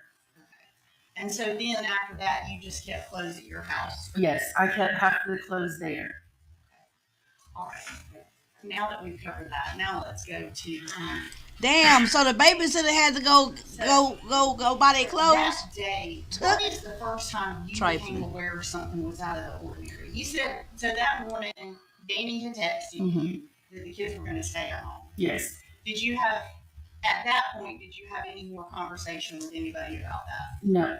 Okay. Then what's the next thing you heard from anybody in that family? Me and my youngest daughter was on the way to McDonald's, and he calls and asked me, did I get Quentin or have I seen him? And I said, no, why? And he said that Leilani said he was missing. So, my kids homeschool. She didn't pay nor send anything. No, then she went across the street and asked to borrow some formula and diapers from them. Lady Stuff say he had a ring, the milk ring around his neck. You know how they be listening there and that milk go down their neck and you gotta wipe it up and you gotta make sure you get it so they won't get a milk rash and all that. And then you know how if that milk sit on their neck, then they get all a little dirt ring with the milk. That's just the kind of ring. Sassy say every time she pushed them glasses up on her face, she wants to get a lady the middle finger. Okay? She got a real attitude, and thank goodness a judge told her she can't be saying nothing. Otherwise, she'll be sitting there talking about she'll fucking lie again. Diapers and formula cut into drug money. Right. Ain't nobody gonna spend that kind of money when there's some good goddamn old cocaine to buy. Right. Winter say, I'm sorry, but the grandmother responsible. Right, because the grandmother, you just heard the babysitter, Michelle McCarter, on the stand. She just literally said that every time she saw it was the problem, she was telling the grandmother. And the grandmother, apparently, the answer was, oh, well, go buy the baby some clothes and I'll pay you back. Ciao. Tracy say that baby didn't get baths then. Right. And then she also just said, along with the ring, the milk ring around his neck, she also said he'll come over there in a onesie and that he'll have poop on him that's been over there on him since the day before. Just horrible. She should have been sitting there crying. She has no remorse. Right. I would have think that she'd be crying every time somebody talking about this baby. That's why this woman would always reach out to the grandmother. Right, but the grandmother, she ain't worth shit either. Quite honestly, she ain't worth shit. Why she didn't tell her daughter to get it together? Why if she had custody, the grandmother truly had custody of Quentin. She had legal custody of Quentin and that little boy Zane. So why she wasn't getting them kids together and taking them to the daycare? Why she wasn't bringing their clothes? Why she wasn't making sure that that baby was clean? She the one who had legal custody. Not making excuses for LEILANI piss poor ass. But let's call a thing a thing. The mama had custody. The grandmother had custody. So really, truthfully, if you want to get real right here, it was the grandmother's obligation, really truthfully, to be making sure them kids was taken care of. LEILANI had already lost custody. And the grandmother just put them kids back in her damn hand. Shameful. I ran to McDonald's. We come back. I dropped my youngest daughter off, and me and my oldest daughter headed down to LEILANI's house. Exactly, Lady Steph. Do you remember about what time of the morning this was? Maybe around 9. Okay. And so you dropped off food at your house. And how close is your house to there? Patty corner across the street. So y'all are neighbors. You're real close by. Yes. Hold on. Pause. Okay, so we talking in the Lit Lane jury box about the grandmother. Lady Steph says, Dominic is saying about how LEILANI has no remorse at all. Absolutely none.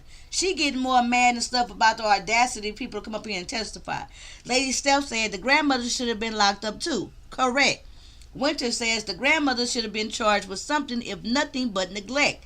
And therefore, it makes me wonder. That's why it makes me wonder, did the grandmother getting locked up for 10 days by the family court,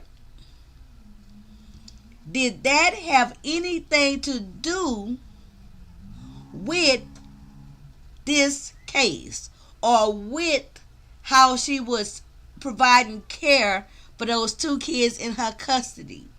It makes me wonder. They never did unseal that information. They kept that sealed. But the grandmother absolutely spent 10 days in jail being held by the family court. Not criminal, but family. Tracy say, even just hearing the accusation would make you cry. Child, I'll be crying my ass off. And they didn't say nothing about her being medicated. So I don't know if that's why she was in jail for 10 days. Maybe she was found something, I don't know. But I'm very curious about that. But that, hey, it's sealed up, which is strange. That's possible if she had physical custody. Right. So you dropped food off, and then you went over to the... Oh, and the grandmother is the one who also brought LEILANI to the jail to turn herself in, and the grandmother has started communicating with the cops. So maybe, just maybe, they gave her some type of immunity or something. You know what I'm saying? For cooperating with the police department. But hey, I'm speculating right there. But stranger things have happened indeed. Yes. And what do you drive? Armada. Oh, and the grandmother also gave the cops and them LEILANI journals. So she did eventually start working with the cops. Colors. White. And when you got there, did you park in the driveway? I did. I'm asking because we've seen some scene photos with a vehicle. Yes. And that Armada that's white is your vehicle. Yes, ma'am. Okay. When you got there, were there any police there yet? No, ma'am. All right. What did you do when you got there? I asked LEILANI if I could go in and help her look, because Quentin liked to hide. He would hide from us under the bed. Like, he just liked to play like hide and seek. She told me no. No. Me and my daughter both no. I asked, was the police called? They said no. Danny said no. And I said, why haven't you called the police? And I told her, I said, call the police. And then she did call the police. When you got there, was Now, why Paul she say no? outside? No, ma'am. So Paul, did you later see Paul? Yes, ma'am. Okay. But when you got there, it's just Danny and Leilani. Yes, ma'am. And where were they? Under the little carport, they have a little covered carport. There was, like when you pull in their driveway in the back, it's like a little carport. Okay. Before you go in to get to the pool and the little play area. Okay. So are you talking about where cars are parked or like a porch thing behind the house? When you pull where the cars are parked, but they was kind of standing out from underneath the carport. Okay. Sort of in the driveway. Yes. Okay. So they're standing in the driveway. And what were they doing? She was standing there smoking a cigarette right after another. She was like screaming. Okay. At some point, did the police get called? Yes. Okay. Was that immediately after you suggested it or later? I would say a couple of minutes. I heard her get on the phone and call the police. Okay. And did the police show up quickly? Yes. All right. After the police arrived, what did you do or where did you go?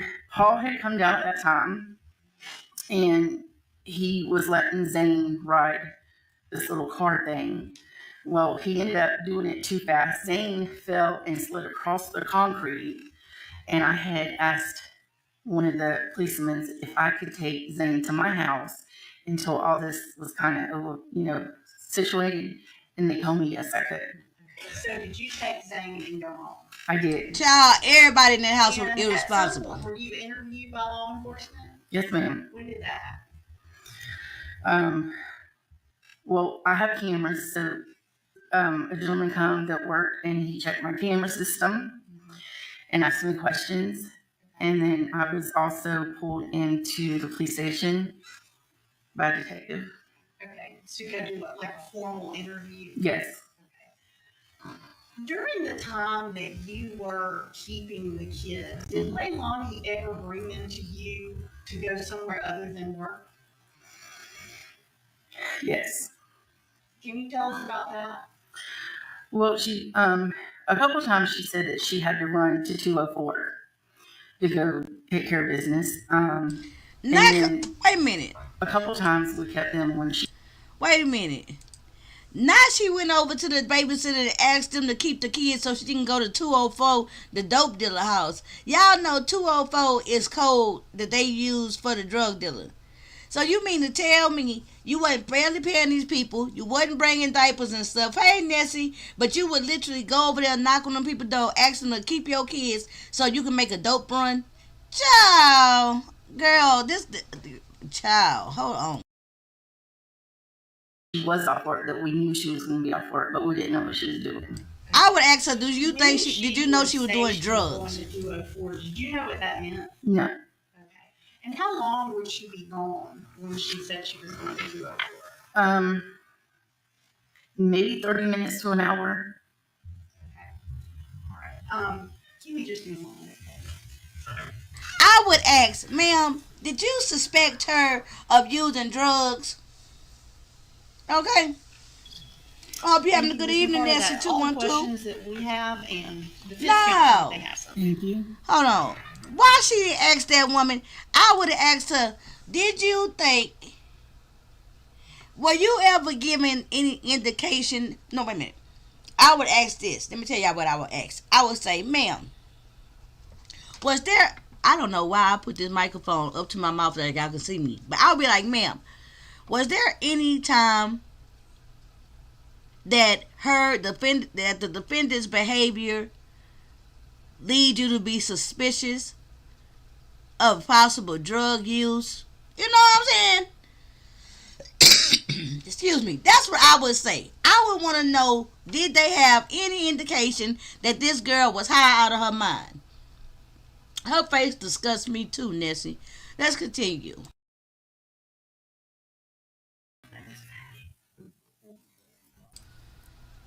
Child, this is the last witness, y'all. Tomorrow we do closing arguments and the verdict.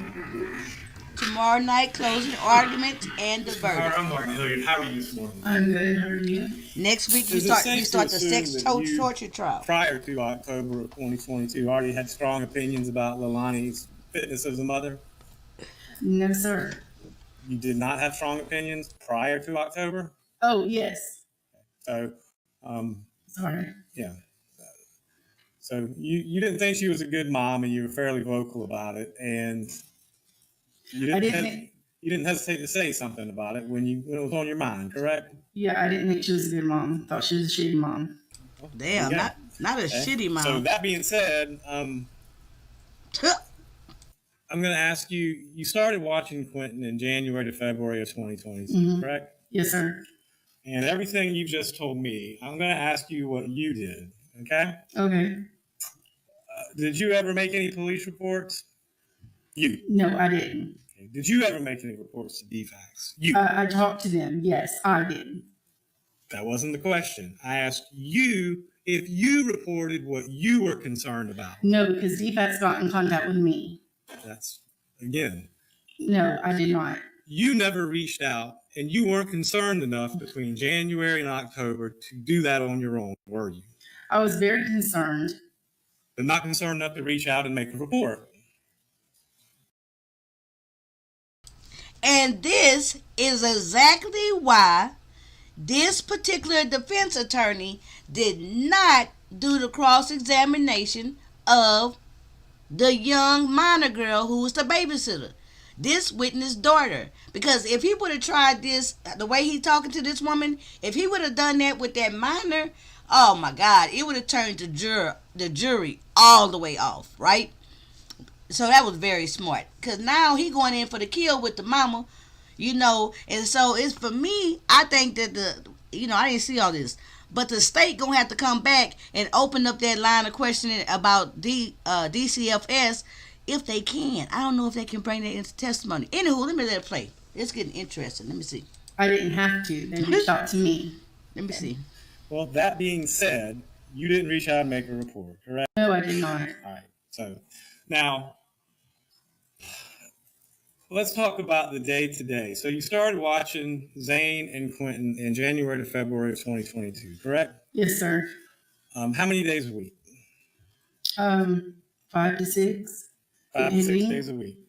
All right. And who was it and who brought them and what time would they normally come over to your house in the morning? Early, around 5:36.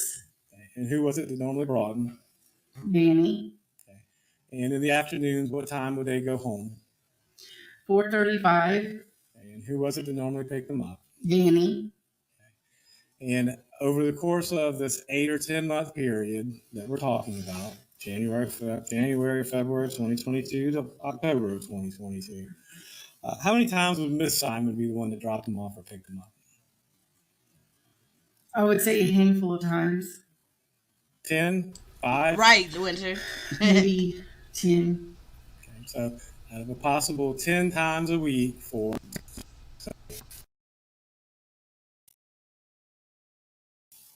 drop off in the morning, pick up in the afternoon, that's 2 times, right? Mm-hmm. Let's say it's at least 5 days a week. That's I don't 10 know why times they're a not week, showing right? the mama. Correct? Yeah, she didn't come. Not that much. I understand. What I'm saying is so there's 10 possible or 12 possible drop-offs or pickups in a week for the kids, right? Since I was keeping them. Since you were keeping them. Yes. And she would maybe do 1 a week. I don't Maybe, know, ladies. yes. Still. Is that a fair statement? Yes. Okay. So it's also a fair statement that Danny was the one who mostly did the dropping off and the picking up, correct? Absolutely. And if I understand your testimony correct, it's not uncommon for even if she was asleep for the kids to come stay with you, correct? Correct. And Danny would be the one that dropped them off even on those days, correct? Correct. So Danny was the one who mostly did the dropping off and the picking up and the one that interacted with you. Yes. That's a fair statement. Yes. Okay. You also stated a minute ago that it was odd that you would get a text not dropping the kids off. Yes, I did. Okay. And that's because even if she was home, she would stay sleeping. Maybe so, Diamond. Now, who was it that sent you the text on 5:30 on the morning of October 5th? Danny. Okay. And he said the kids were staying home with Leilani, correct? Yes. Okay. That was odd, was it not? Yes, because she never kept them. Right. Mm. Okay. So did that stand out to you as being odd at the time? No, not. I never thought she would hurt her child. So. Well, I understand you have your conclusions, but it was odd that Danny texted that to you. Okay, so at this point, welcome back, Shani. Shani, at this point, I think the defense is yet again trying to go for reasonable doubt, right? Because I think, and you guys can tell me what you guys think, I think right now, he keep trying to put all the blame and put the suspicion and reasonable doubt towards Danny, the boyfriend. Danny the one always dropped him off. Danny the one always picked him up. Danny is the one who texts you. Didn't you think it's strange that Danny is the one who texts you and said they were staying at the house? So I think that his reason for doing this questioning is to keep the door open for some type of reasonable doubt, right? That's what I think. What do you guys think? Let's continue. No, I don't think it was odd that he texted it to me. Well, you just say that you can't have it both ways, Miss. Well, no, I think it was odd that she kept them because she never did. But I don't think it was odd that Danny texted to me. Okay. Because I had more communication with him than I did her. Correct. Because he was the one who mostly watched the children. Correct? Yes. Yes. And he was the one who mostly took care of the children. Yes, correct? absolutely. Okay. So that being said, is 90% of the time, he was the one over there care, custody, and control based on what you observed. Yes. Okay. Now, you stated that Quentin would be better off at your house, and y'all kept him a lot of times, correct? Yes. All right. And you think so, Sassy? I do too. Was Quentin thriving? No. How can a kid thrive that doesn't get shown the love and get food and get everything else that another kid would get? I don't think he was thriving. Would you be surprised to find out that medically he was? Yes, I would. Okay. Now, whenever you responded that day and you came over to the house, you said it was Danny that called you, but is it possible that you were wrong? It might have been Leilani that called you? No, Leilani did not call me. Okay. All right. And whenever you got over there, you said she was screaming and upset, correct? She was screaming, but she wasn't crying. I feel like that if something was to happen to one of my kids, I would be hysterical, and I would also be out looking for my child. I would too. Ms. McCarter, do you understand that different people respond to different stressors in different ways? I just don't, when something's wrong with one of your children, I think you would respond crying, upset, and looking, and calling 911 first before you call anyone else. Excellent point, Winter. Winter said, hold on one moment. So Winter said, reasonable doubt, or at least at this point, he knows, the defense attorney, he knows it's not going well, so let's make Danny an accomplice, right? So that's all around the reasonable doubt, right? Absolutely. They definitely trying to show Danny, make him a part of the whole deal. Hey, Teamy, welcome. Welcome to the LEILANI jury box. All right, let's go. So and that's their job, is to set up reasonable doubt. That is their job. And I'm going to ask you, Ms. McCarter, you've already formed opinions about Ms. Simon at this point in time, correct? I have. Okay. And is it possible that you're projecting those opinions onto what her behavior should be according to? Oh, yeah, we didn't think about that. And I think also to discredit the witness to the jury, right? To show the jury that the witness may have their own ulterior motive, right? Yeah, that's what I think too. We seeing some good lawyering going on right now, okay? According to you. Absolutely not. Which I love. So you think objectively that everybody should act the way you think they should? No, I don't think everybody should act, but a mother that has children, that you carry them in your stomach by your heart. Why wouldn't you? Why wouldn't she? Well, I understand. Why I'm she saying sitting there looking You seem to stupid? be actually Let me saying be yes, quiet. you agree Let me with be me. quiet. I'm Let me be saying you're quiet. projecting your opinions and your ideas and your beliefs onto other people. No, Is it possible that's what you're doing? no, it's not possible when I'm not doing that. Okay. And who was it that paid you every week, you said? Sometimes Leilani, sometimes Danny. It would come from their different cash apps. All right. So, but you, again, there were cash app records, and Mm-hmm. so, and they were paid, but not necessarily always regularly, but they paid you. They did. Okay. And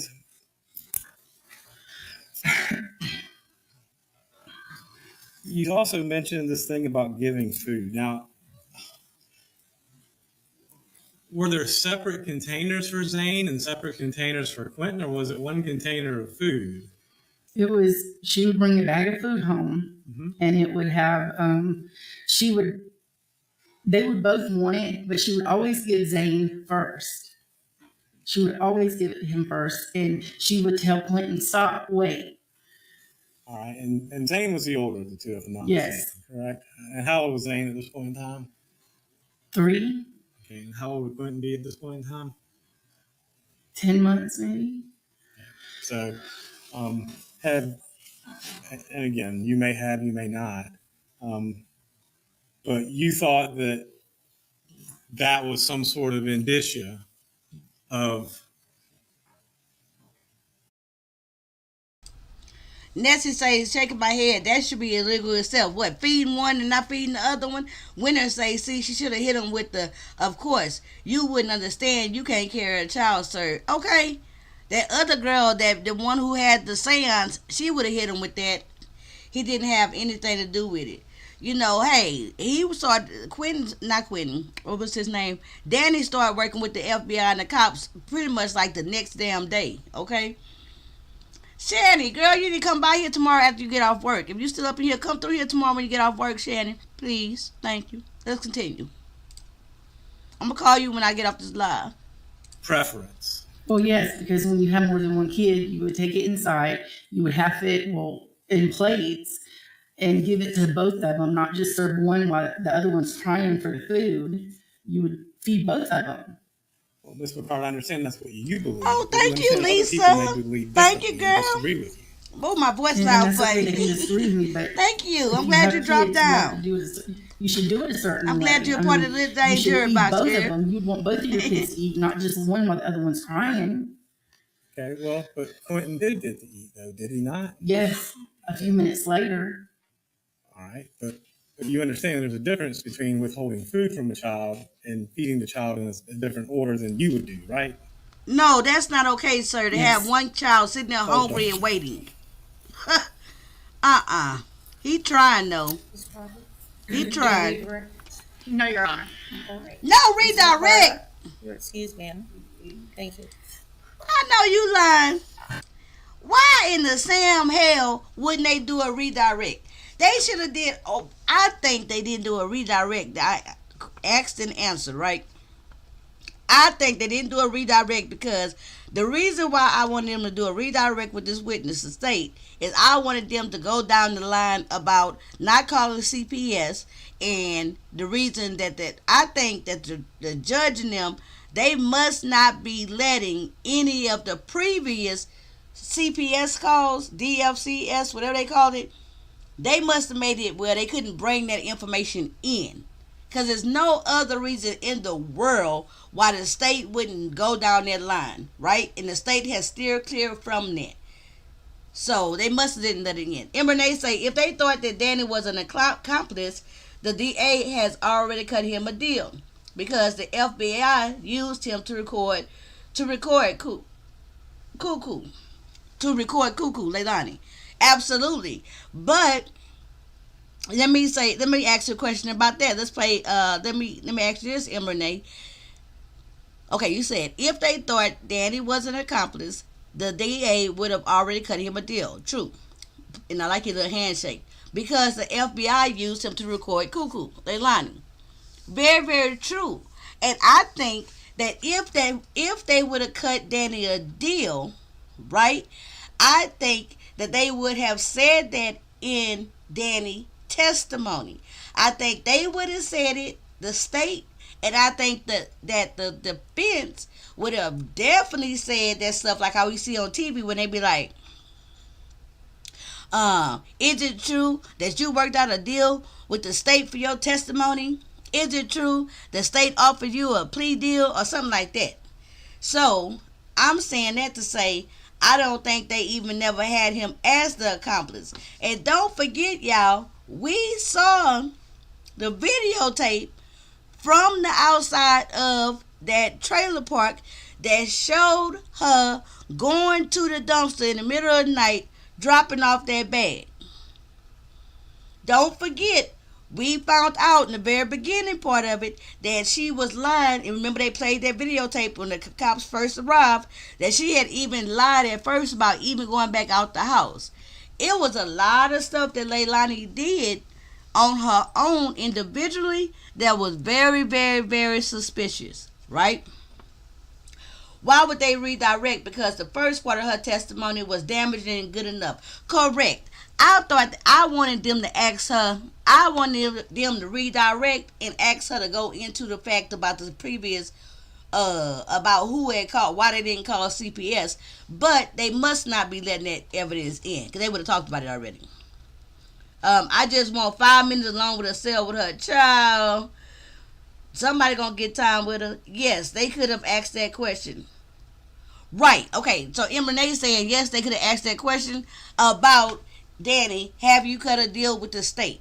So, I think they still leading up for the reasonable doubt, but anybody with good sense know that with Danny not being named and in court and stuff, that he didn't have nothing to do with it.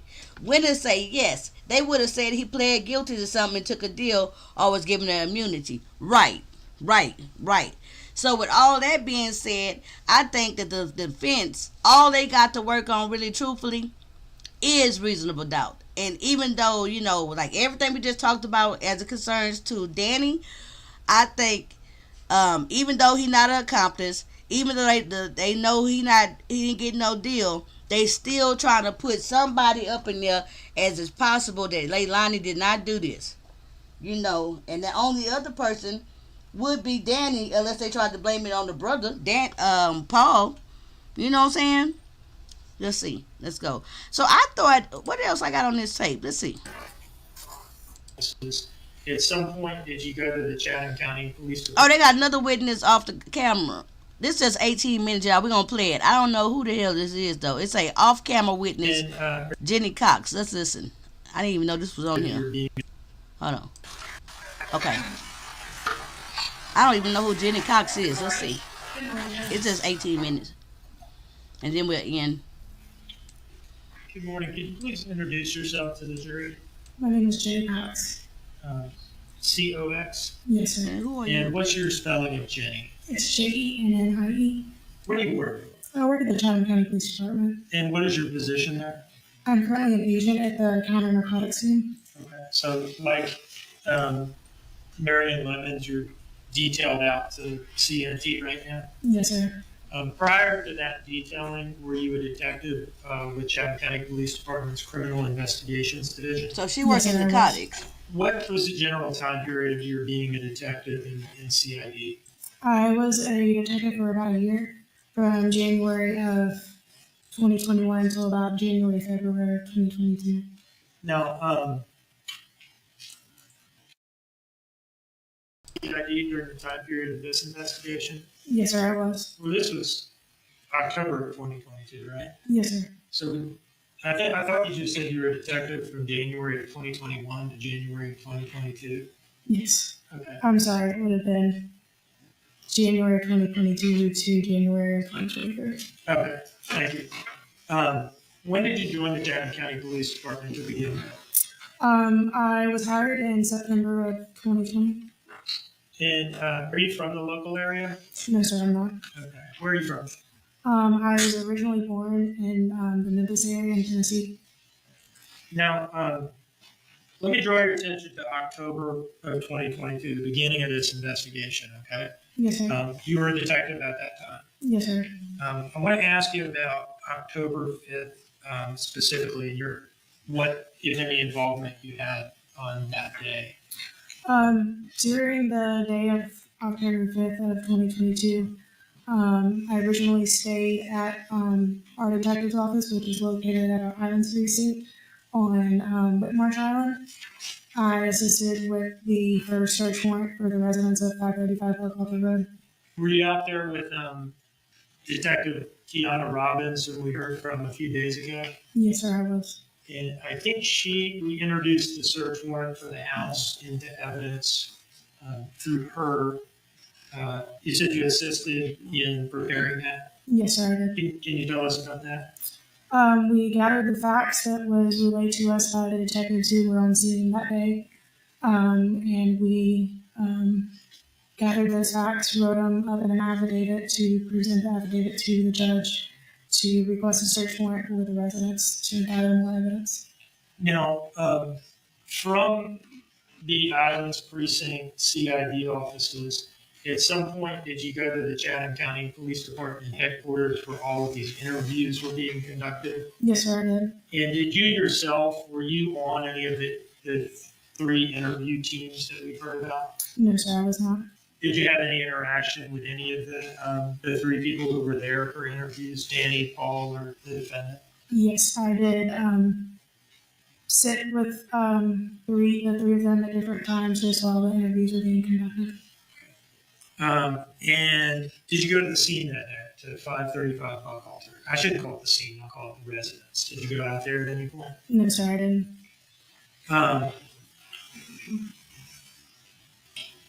Moving on to October 6th, did you have any involvement in the investigation on that day? Yes, sir. I wrote another search warrant and affidavit for a vehicle infotainment system for the vehicle belonging to Miss Simon, which was a 2015 Dodge Journey. And I think we're about to get into this. Is it fair to say that the bulk of your involvement involved preparing affidavits and seeking and obtaining search warrants? Yes, sir. And who was primarily directing you on what information in the premises to get search warrants for? It was primarily the case team, including Detective Lemons. Okay, so you were primarily providing assistance with search warrants. Yes, sir. Okay, so let's go through some of those. But before we do the search warrant stuff, I want to ask you this. Were you involved in an interview of Henry Moss Jr.? Yes, sir, I was. And was that on October 6th? Who the hell is Harry? Did you also interview his girlfriend? Yes, sir. And where did those interviews take place? Those occurred at the Chatham County Police Department headquarters at our annex. And how were those arranged? I believe someone made contact with Henry Moss, and he traveled to meet with us to speak with us regarding the investigation. And where was he living at that time? I think it was somewhere near Augusta, a couple of hours away. Was that also the case for his girlfriend? Yes, sir. Did he come down? I think Henry Moss, Henry Yes, Bubba sir. Moss, I think That that's was on Quentin October Daddy. 6th. That's Yes, the sir. baby daddy. Hey, Hey, the Beef Sector so let's get back to Podcast. these search warrants. Do you see in front of you a document marked as State's Exhibit 39? Yes, I do. Take a look at that and tell us whether you recognize that. Yes, I do. Can you tell us what that document is? This is the order for the search warrant affidavit for the infotainment system for the vehicle that I just spoke about. Take another look at it. So if you see in front of you a document marked as State's Exhibit 40, Yes, I do. okay, look at those documents alongside of each other.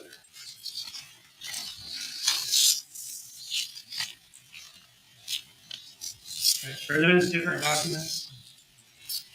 Yes, they are. Okay. What is 39 and what is 40? 39 is the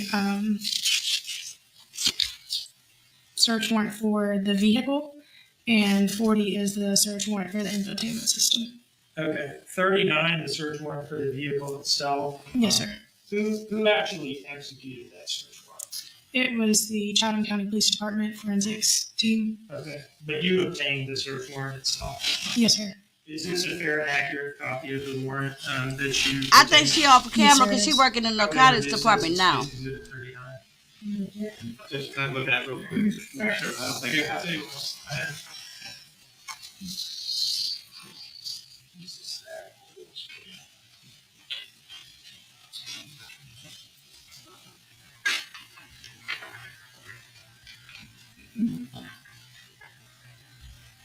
No objection, Judge. Jury has admitted without objection. Tell us again what State's Exhibit 40 is. It is the search warrant for the infotainment system for the vehicle. And we've heard a little bit of testimony about that, but is that an accurate copy of the infotainment search warrant? Yes, sir. When did you obtain that search warrant? Dang, This I should have was ended it at on where I October 6th, intended on 2022. ending Was it. this at They the don't same even showing time us as you like got that. the search warrant for the vehicle itself? And they not showing us stuff. Yes, sir, it was. From the same judge? Yes, sir. I would introduce this to State's Exhibit 40. Having reviewed the exhibit, Judge, no objection. I think it is admitted without objection. Now, what were you trying to do with this infotainment search warrant? So essentially, infotainment search warrant is just a search warrant for the information system within the vehicle. That information system can give data to us, like GPS location, when the vehicle stops, when the doors open on the vehicle, speeds on the vehicle. It can also provide information This like is the going off. odometer, and if a phone is hooked up to the information system, like a Bluetooth phone, it'll say what calls were made, what text messages were made. So everything that would be within an information system within a vehicle. Now, can you Baby, get the car infotainment tell you everything, the phones tell you from the cover everything. make and model of the vehicle? No, you can't. And were you able to get it from the vehicle at issue in this case, 20, what year? 2015. 2015 Dodge Stream? No, sir, we were not. But you tried. We tried, yes, So sir. is it that you weren't able to pull it, or that data just doesn't exist and isn't able to be obtained on that vehicle? It was not being able to be obtained on that vehicle. Do you see in front of you a document marked as State's Exhibit 41? Yes, sir, I do. And do you recognize that? Yes, sir. What is it? It is a search warrant for Life 360. And who obtained that search warrant? I did. It's a search warrant addressed to the company Life 360, right? Yes, sir. And what were you asking for? I was requesting data from the Life 360 account from Ms. LEILANI Simon and also Mr. Daniel Youngkin. The information Okay, that hey, they step provided 219. is location data.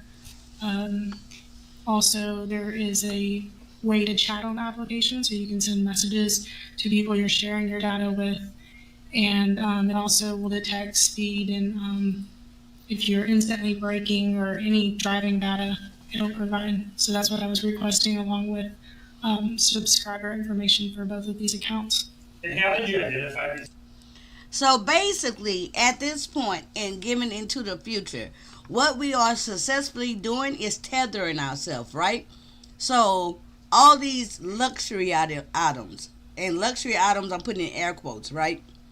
So all these like high-tech Bluetooth and functions and capabilities in our cars, from our phones, from our computers, from our cameras, all of these things are successfully tethering us, right?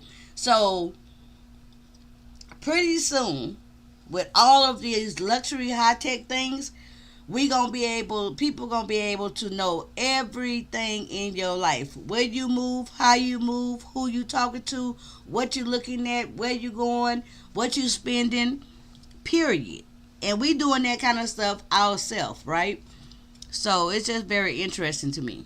Very interesting. The accounts were identified by phone numbers. And what was the phone number that you had in there for Daniel Youngkin's Life 360 data? It was 910-729-1458. And what about the events? 912-547-5275. This is a fair and accurate copy of your Life 360 search warrant. Yes, sir. I would introduce this as State's Exhibit 41. Having reviewed, Judge, no objection. Okay, it is admitted without objection. Hey, Silky Black, welcome back to the Late Jury Box. I emailed it to Life 360 to their legal team.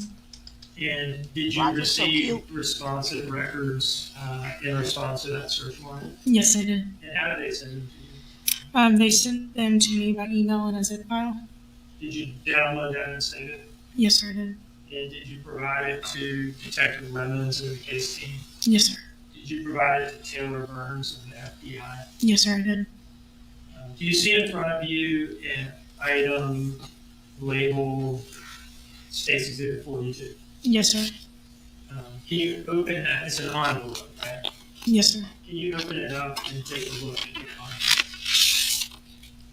She'll probably be happy once she get to prison. She'll start being able to get high again. What do you have there in your hand?